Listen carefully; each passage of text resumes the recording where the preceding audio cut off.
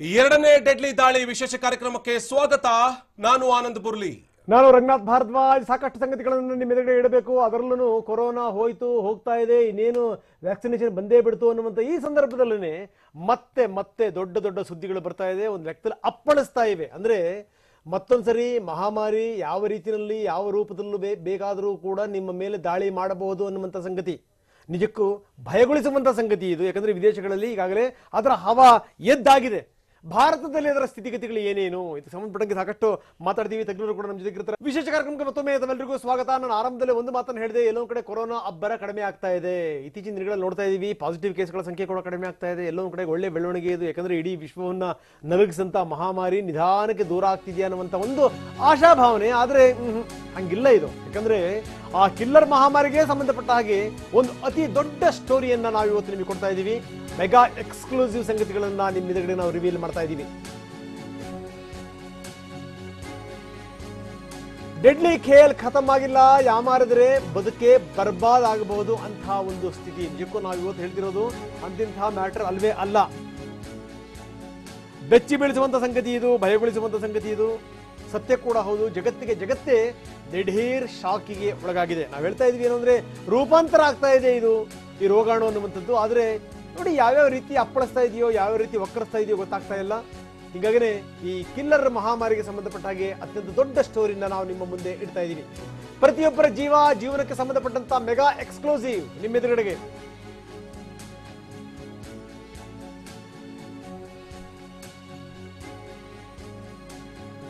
ಹಾಗಾದ್ರೆ ಏನಾಗ್ತಾ ಇದೆ ಬೇರೆ ಬೇರೆ ರಾಷ್ಟ್ರಗಳಲ್ಲಿ, ಆಗ್ತಿರುವಂಥದ್ದೇನು, ಅಲ್ಲಿ ನಡೀತಿರುವಂಥದ್ದೇನು?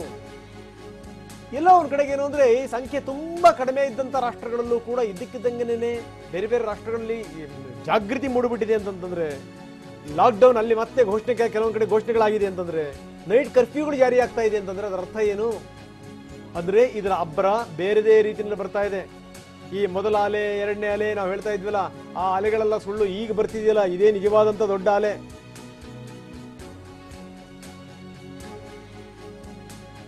ಮೊದಲ ದಾಳಿಯಿಂದಲೇ ತತ್ತರಿಸಿ ಹೋಗಿರುವಂತಹ ಜಗತ್ತಿಗೆ ಮತ್ತೆ ಎರಡನೇ ದಾಳಿ ಆಗುತ್ತೆ. ಅಂಥದ್ದೊಂದು ದಾಳಿಯಿಂದ ಇಡೀ ಜಗತ್ತೇ ಮತ್ತೆ ನಲಿಗೆ ಹೋಗುತ್ತೆ. ಅಂಥದ್ದೊಂದು ಡೆಡ್ಲಿ ದಾಳಿಗೆ ಕೊರೋನಾ ವೈರಸ್ ಇದೀಗ ಜಗತ್ತಿನ ಬೇರೆ ಬೇರೆ ದೇಶಗಳಲ್ಲಿ ತನ್ನ ರಣಕೇಕೆಯನ್ನ ಹಾಕ್ತಾ ಇದೆ. ಲಸಿಕೆ ಬರುತ್ತೆ ಅಂತ ಹೇಳಿ ಬಿಂದಾಸ್ ಆಗಿದ್ದಂತಹ ಜನರಿಗೆ ಮತ್ತೊಂದು ಶಾಕ್ ಇದು. ಡೆಡ್ಲಿ ವೈರಸ್ ಖೇಲ್ ಖತಮ್ ಅಂದುಕೊಂಡ್ರೆ ಯಾಮಾರ್ತೀರಾ? ಖಂಡಿತವಾಗಿಯೂ ಇಲ್ಲಿ ಏನಾದ್ರೂ ಡೆಡ್ಲಿ ವೈರಸ್ ಹೋಗಿದೆ ಅಥವಾ ಅದರ ಪ್ರಭಾವ ಕಮ್ಮಿ ಆಗಿದೆ ಅಂತ ಹೇಳಿ ಏನಾದ್ರೂ ಎಂಜಾಯ್ ಮಾಡೋದಕ್ಕೆ ಹೊರಟ್ರೆ, ನಿಜವಾಗ್ಲೂ ಒಂದೊಮ್ಮೆ ಏನಾದ್ರೂ ಯಾಮಾರಿದ್ರೆ ಎರಡನೇ ದಾಳಿಯಲ್ಲಿ ಭಾರಿ ಮಟ್ಟದ ಸಂಕಷ್ಟ ಎದುರಿಸಬೇಕಾಗತ್ತೆ. ಕೊರೋನಾ ರಿ ಎಂಟ್ರಿ ಬಗ್ಗೆ ತಜ್ಞರು ಕೊಟ್ಟಿರುವಂತಹ ಭಯಾನಕವಾಗಿರುವಂತಹ ವಾರ್ನಿಂಗ್ ಏನು? ಟಿವಿನಲ್ಲಿ ಕಿಲ್ಲರ್ ಎರಡನೇ ಅವತಾರದ ಪಿನ್ ಟು ಪಿನ್ ಡೀಟೇಲ್ಸ್ ಅನ್ನ ಕೊಡ್ತಾ ಹೋಗ್ತೀವಿ. ಏನಿದು ಎರಡನೇ ದಾಳಿ? ಎರಡನೇ ದಾಳಿಗೆ ಸಂಬಂಧಪಟ್ಟ ಹಾಗೆ ತಜ್ಞರು ಕೊಡ್ತಾ ಇರುವಂತಹ ವಾರ್ನಿಂಗ್ ಏನು? ಜಗತ್ತಿನ ಬೇರೆ ಬೇರೆ ದೇಶಗಳಲ್ಲಿ ಎರಡನೇ ದಾಳಿಗೆ ಸಂಬಂಧಪಟ್ಟ ಹಾಗೆ ಸದ್ಯ ನಡೀತಾ ಇರುವಂತಹ ಸಂಕಷ್ಟದ ಪರಿಸ್ಥಿತಿಗಳು ಯಾವ ರೀತಿಯಾಗಿವೆ? ಜಗತ್ತಿನ ಬೇರೆ ಬೇರೆ ದೇಶಗಳಲ್ಲಿ ಮತ್ತೆ ಲಾಕ್ಡೌನ್ ಹೇರಬೇಕಾದಂತಹ ಅನಿವಾರ್ಯತೆ ಎದುರಾಗಿದೆ. ಅದರ ಜೊತೆಗೆ ಕರ್ನಾಟಕದಲ್ಲೂ ಕೂಡ ಎರಡನೇ ದಾಳಿ ಆಗುತ್ತೆ ಎನ್ನುವಂತ ಮುನ್ಸೂಚನೆ ಸಿಕ್ಕಿದೆ. ಇದೆಲ್ಲದರ ಬಗ್ಗೆ ಕಂಪ್ಲೀಟ್ ಆಗಿರುವಂತಹ ಡೀಟೇಲ್ಸ್ ಅನ್ನು ನಿಮಗೆ ಕೊಡ್ತಾ ಹೋಗ್ತೀವಿ.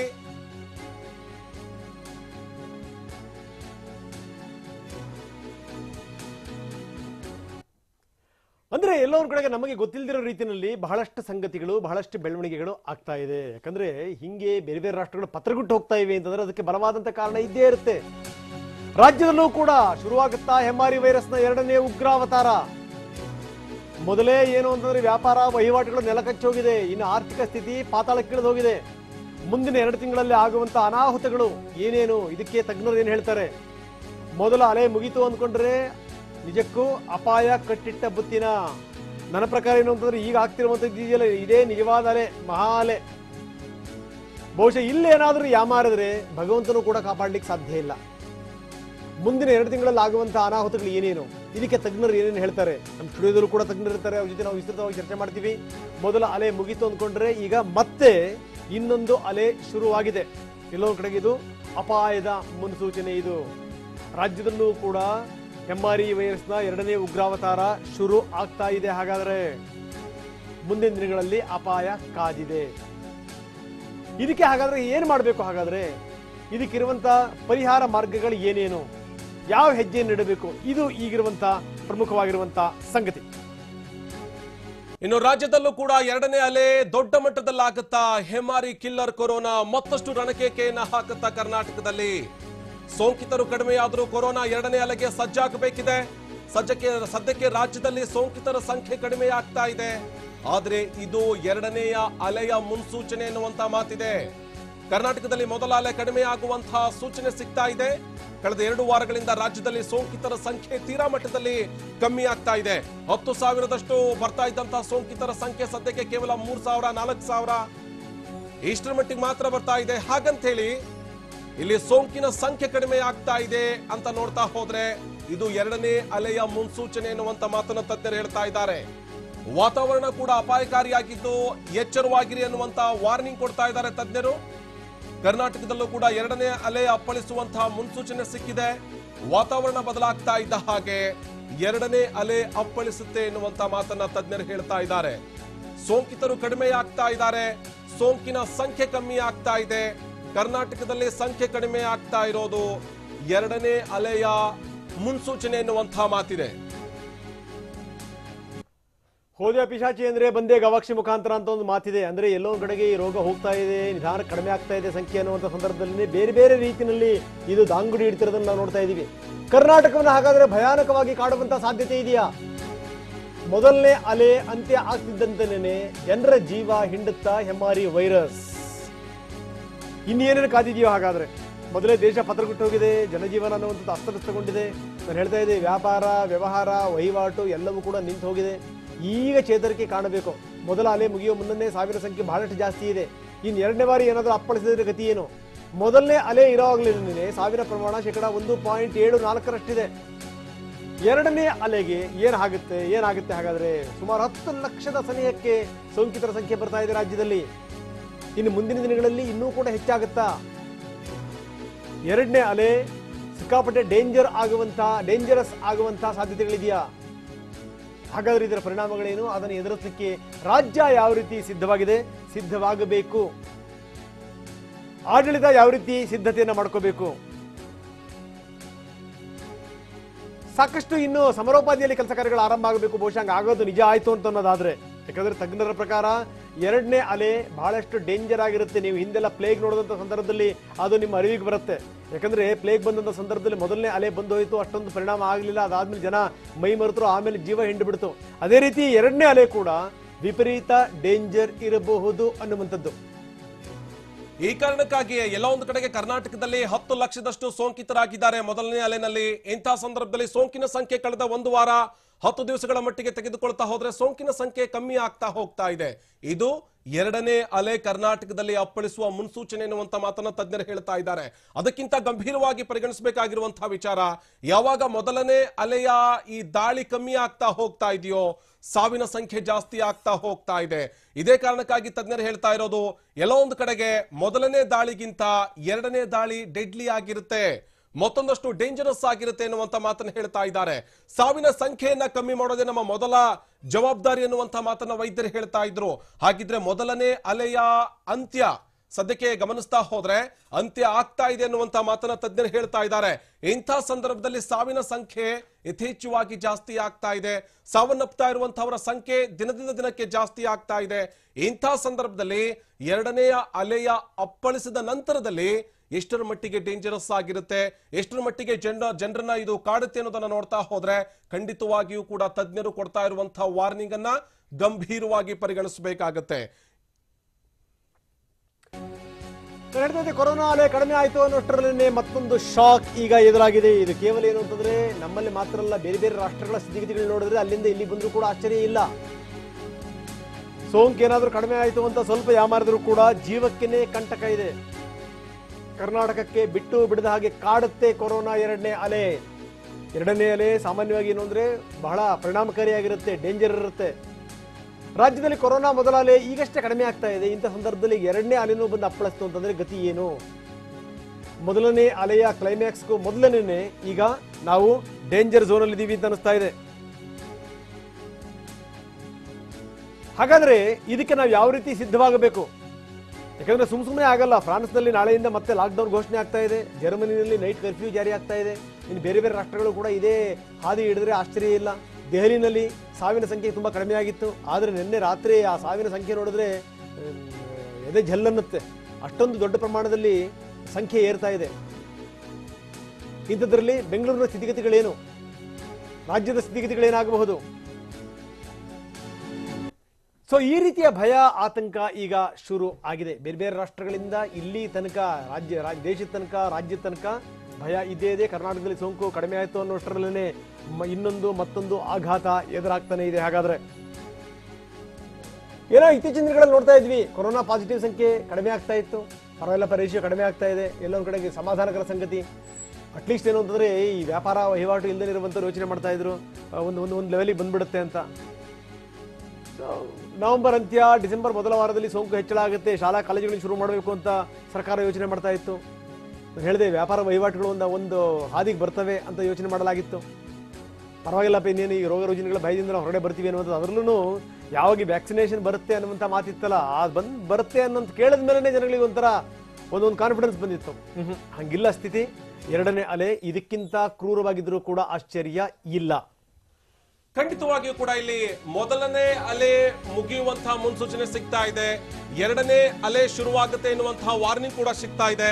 ಇಂತಹ ಸಂದರ್ಭದಲ್ಲಿ ಬೇರೆ ಬೇರೆ ರಾಷ್ಟ್ರಗಳಲ್ಲಿ ಏನಾಗ್ತಿದೆ ಅಂತ ಹೇಳಿ ನೋಡ್ತಾ ಹೋದ್ರೆ, ಜಗತ್ತಿನ ಇತರೆ ರಾಷ್ಟ್ರಗಳಲ್ಲಿ ಸದ್ಯದ ಪರಿಸ್ಥಿತಿ ಯಾವ ರೀತಿಯಾಗಿದೆ ಅನ್ನೋದನ್ನ ನೋಡ್ತಾ ಹೋದ್ರೆ, ಅಮೆರಿಕ, ಇಂಗ್ಲೆಂಡ್ ಸೇರಿ ಬೇರೆ ಬೇರೆ ರಾಷ್ಟ್ರಗಳಲ್ಲಿ ಯಥೇಚ್ಛವಾಗಿ ಸೋಂಕಿನ ಸಂಖ್ಯೆ ಹೆಚ್ಚಾಗ್ತಾ ಇದೆ. ಆಗಸ್ಟ್ ಅಂತ್ಯಕ್ಕೆ ಯುರೋಪ್ ರಾಷ್ಟ್ರಗಳಲ್ಲಿ ಸೋಂಕಿನ ಸಂಖ್ಯೆ ಕಮ್ಮಿ ಆಗಿತ್ತು, ಇದೀಗ ಮತ್ತೆ ಸೋಂಕು ಹೆಚ್ಚಾಗ್ತಾ ಇದ್ದು ಭಾರತಕ್ಕೂ ಕೂಡ ಕಂಟಕ ಆಗುವಂತಹ ಸಾಧ್ಯತೆ ಇದೆ.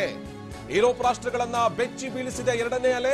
ಯುರೋಪ್ ರಾಷ್ಟ್ರಗಳಲ್ಲಿ ಆಗಸ್ಟ್ ಅಂತ್ಯದವರೆಗೂ ಕೂಡ ಎಷ್ಟರ ಮಟ್ಟಿಗಿತ್ತು ಸೋಂಕಿನ ಸಂಖ್ಯೆ ಅಂತ ಹೇಳಿದ್ರೆ ತೀರಾ ಕಮ್ಮಿ ಆಗಿತ್ತು. ಅಮೆರಿಕ, ಇಂಗ್ಲೆಂಡ್ ಸೇರಿ ಹಲವು ರಾಷ್ಟ್ರಗಳಲ್ಲಿ ಆಗಸ್ಟ್ ಅಂತ್ಯಕ್ಕೆ ಸಾಕಷ್ಟು ಸೋಂಕಿನ ಸಂಖ್ಯೆ ಕಮ್ಮಿ ಆಗಿತ್ತು. ಆದ್ರೀಗ ಅಂತಹ ರಾಷ್ಟ್ರಗಳಲ್ಲಿನ ಪರಿಸ್ಥಿತಿಯನ್ನ ನೋಡ್ತಾ ಹೋದ್ರೆ ದೊಡ್ಡ ಮಟ್ಟದಲ್ಲಿ ಎರಡನೇ ಅಲೆಯ ದಾಳಿ ಆಗಿದೆ. ಸೋಂಕಿನ ಸಂಖ್ಯೆ ಮೊದಲ ಅಲೆಗಿಂತಲೂ ಕೂಡ ಜಾಸ್ತಿ ಆಗಿದೆ ಎನ್ನುವಂತ ಮಾತನ್ನ ಆಯಾ ರಾಷ್ಟ್ರಗಳು ಸದ್ಯಕ್ಕೆ ಹೇಳಿಕೊಳ್ತಾ ಇವೆ. ಹಾಗಿದ್ರೆ ಭಾರತಕ್ಕೂ ಕೂಡ ಎರಡನೇ ಹಂತದ ಅಥವಾ ಎರಡನೇ ಅಲೆ ಎಷ್ಟರ ಮಟ್ಟಿಗೆ ಕಾಡುತ್ತೆ, ಕಂಟಕವಾಗಿ ಕಾಡುವಂತ ಸಾಧ್ಯತೆಯೇ ಜಾಸ್ತಿ ಇದೆ ಎನ್ನುವಂತ ಮಾತುಗಳನ್ನ ತಜ್ಞರು ಹೇಳ್ತಾ ಇದ್ದಾರೆ. ಬನ್ನಿ, ನಮ್ಮ ಸ್ಟುಡಿಯೋದಲ್ಲಿ ಗೆಸ್ಟ್ಗಳಿದ್ದಾರೆ. ಡಾಕ್ಟರ್ ಚೇತನ್, ಶ್ವಾಸಕೋಶ ತಜ್ಞರು, ಡಾಕ್ಟರ್ ಚಂದ್ರಶೇಖರ್, ರೋಗ ನಿರೋಧಕ ತಜ್ಞರು, ಜೊತೆಗೆ ಡಾಕ್ಟರ್ ಶ್ರೀಲತಾ, ಶ್ವಾಸಕೋಶ ತಜ್ಞ ನಮ್ಮೊಂದಿಗೆ ನೇರ ಸಂಪರ್ಕಕ್ಕೆ ಬರ್ತಾರೆ. ಡಾಕ್ಟರ್ ಮಂಜುನಾಥ್, ನಿರ್ದೇಶಕರು ಜಯದೇವ ಆಸ್ಪತ್ರೆ, ನಮ್ಮೊಂದಿಗೆ ಸಂಪರ್ಕಕ್ಕೆ ಬರ್ತಾರೆ. ಡಾಕ್ಟರ್ ಹೇಮೇಗೌಡ, ಇಟಲಿ ಹಾಸ್ಪಿಟಲ್ನಲ್ಲಿ ಅವರು ಸ್ಟಾಫ್ ನರ್ಸ್ ಆಗಿರುವಂಥವರು, ಅವರು ಕೂಡ ನಮ್ಮ ಜೊತೆಗೆ ನೇರ ಸಂಪರ್ಕದಲ್ಲಿದ್ದಾರೆ. ಬನ್ನಿ, ನನ್ನ ಚರ್ಚೆ ಆರಂಭ ಆಗ್ತಾ ಇದೆ.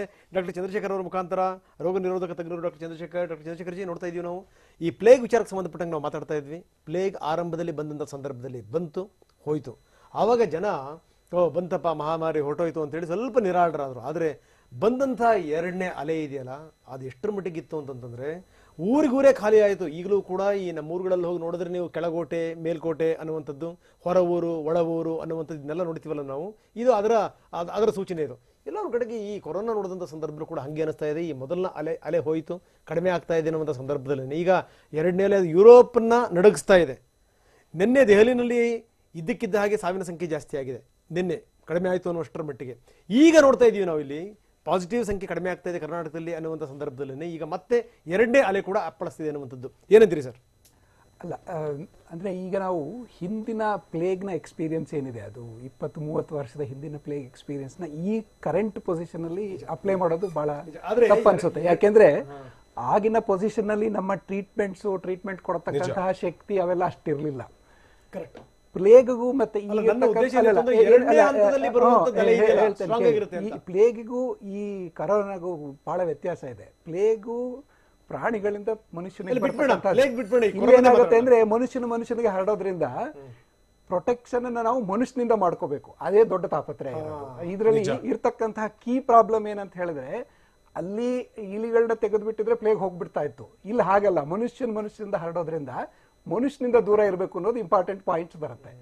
ಏನಾಗುತ್ತೆ ಈ ಕರೋನಾದಲ್ಲಿ ಅಂದರೆ, ಈಗ ಟ್ರೀಟ್ಮೆಂಟು ಮೊದಲಿಗೆ ಈಗ ನಾವು ಏನು ಶುರುವಿನಲ್ಲಿತ್ತು, ಯಾವುದು ಫೆಬ್ರವರಿ, ಮಾರ್ಚ್, ಏಪ್ರಿಲ್ ಅಲ್ಲಿ ಇರೋದಕ್ಕೆ ಕಂಪೇರ್ ಮಾಡಿದ್ರೆ ಈಗ ಟ್ರೀಟ್ಮೆಂಟ್ ಸ್ಟ್ರಾಟಜಿ ಕೂಡ ಇಂಪ್ರೂವ್ ಆಗಿದೆ, ಬೆಡ್ಸ್ಗಳು ಅವೈಲಬಿಲಿಟಿ ಇದೆ. ಅದರಿಂದ ಚಾನ್ಸಸ್ ಸರ್ವೈವಲ್ ಇಂಪ್ರೂವ್ ಆದ್ರೂ ಕೂಡ ಹಾಗನ್ಕೊಂಡು ಲೂಸ್ ಅಪ್ ಮಾಡ್ಕೊಂಡು ಜನಗಳು ಜಾಯಿನ್ ಆಗೋದು, ಹಬ್ಬಗಳು ಮಾಡ್ಕೊಳ್ಳೋದು, 123 ಜನ ಒತ್ತಿಗೆ ಸೇರ್ಕೊಳ್ಳೋದು, ಈಗಾಗಲೇ ಪರ್ಮಿಷನ್ಸ್ಗಳು ಸಿಕ್ಕಿದೆ ಅಂದ್ಬಿಟ್ಟು ಮದುವೆ ಅಂದ್ಬಿಟ್ಟು ಒಂದು 200 ಜನ ಇನ್ವೈಟ್ ಮಾಡ್ಕೊಳ್ಳೋದು. ಅದೇನಾಗತ್ತೆ ಅಂದ್ರೆ ಈಗ ನಾವು ಅಲ್ಲಿ ಮರೆಯದೇ ಇರ್ತಕ್ಕಂಥ ಸಂಗತಿ ಏನಂದ್ರೆ ಇದು ಮನುಷ್ಯನಿಂದ ಮನುಷ್ಯನಿಗೆ ಹರಡುತ್ತೆ. ಸೊ ಆದ್ರಿಂದ ಮನುಷ್ಯರು ಆದಷ್ಟು ಗುಂಪಾಗೋದನ್ನ ಅವಾಯ್ಡ್ ಮಾಡ್ಕೋಬೇಕು. ಅದು ಬಿಟ್ಟು ಗುಂಪಲ್ಲಿ ಸೇರಕ್ಕೆ ಶುರು ಆಗ್ಬಿಟ್ರೆ ಸ್ಪ್ರೆಡ್ ಸ್ಟಾರ್ಟ್ ಆಗುತ್ತೆ. ಈಗೇನಾಗಿದೆ ಅಂದ್ರೆ ಸೆಕೆಂಡ್ ಲೂಸ್ ಅಥವಾ ಸೆಕೆಂಡ್ ವೇವ್ ಏನಾಗ್ತಾ ಇದೆ ಅಂದ್ರೆ ಎಲ್ಲ ಹೋಗ್ಬಿಟ್ಟಿದೆ ಅಂದ್ಬಿಟ್ಟು ಮತ್ತೆ ಗುಂಪು ಸೇರಕ್ಕೆ ಸ್ಟಾರ್ಟ್ ಆಗಿದೆ. ಗುಂಪು ಸೇರಕ್ಕೆ ಸ್ಟಾರ್ಟ್ ಆದಾಗೆ ಸೆಕೆಂಡ್ ರೌಂಡ್ ಆಫ್ ಸ್ಟಾರ್ಟಿಂಗ್ ಆಗ್ತಾ ಇದೆ.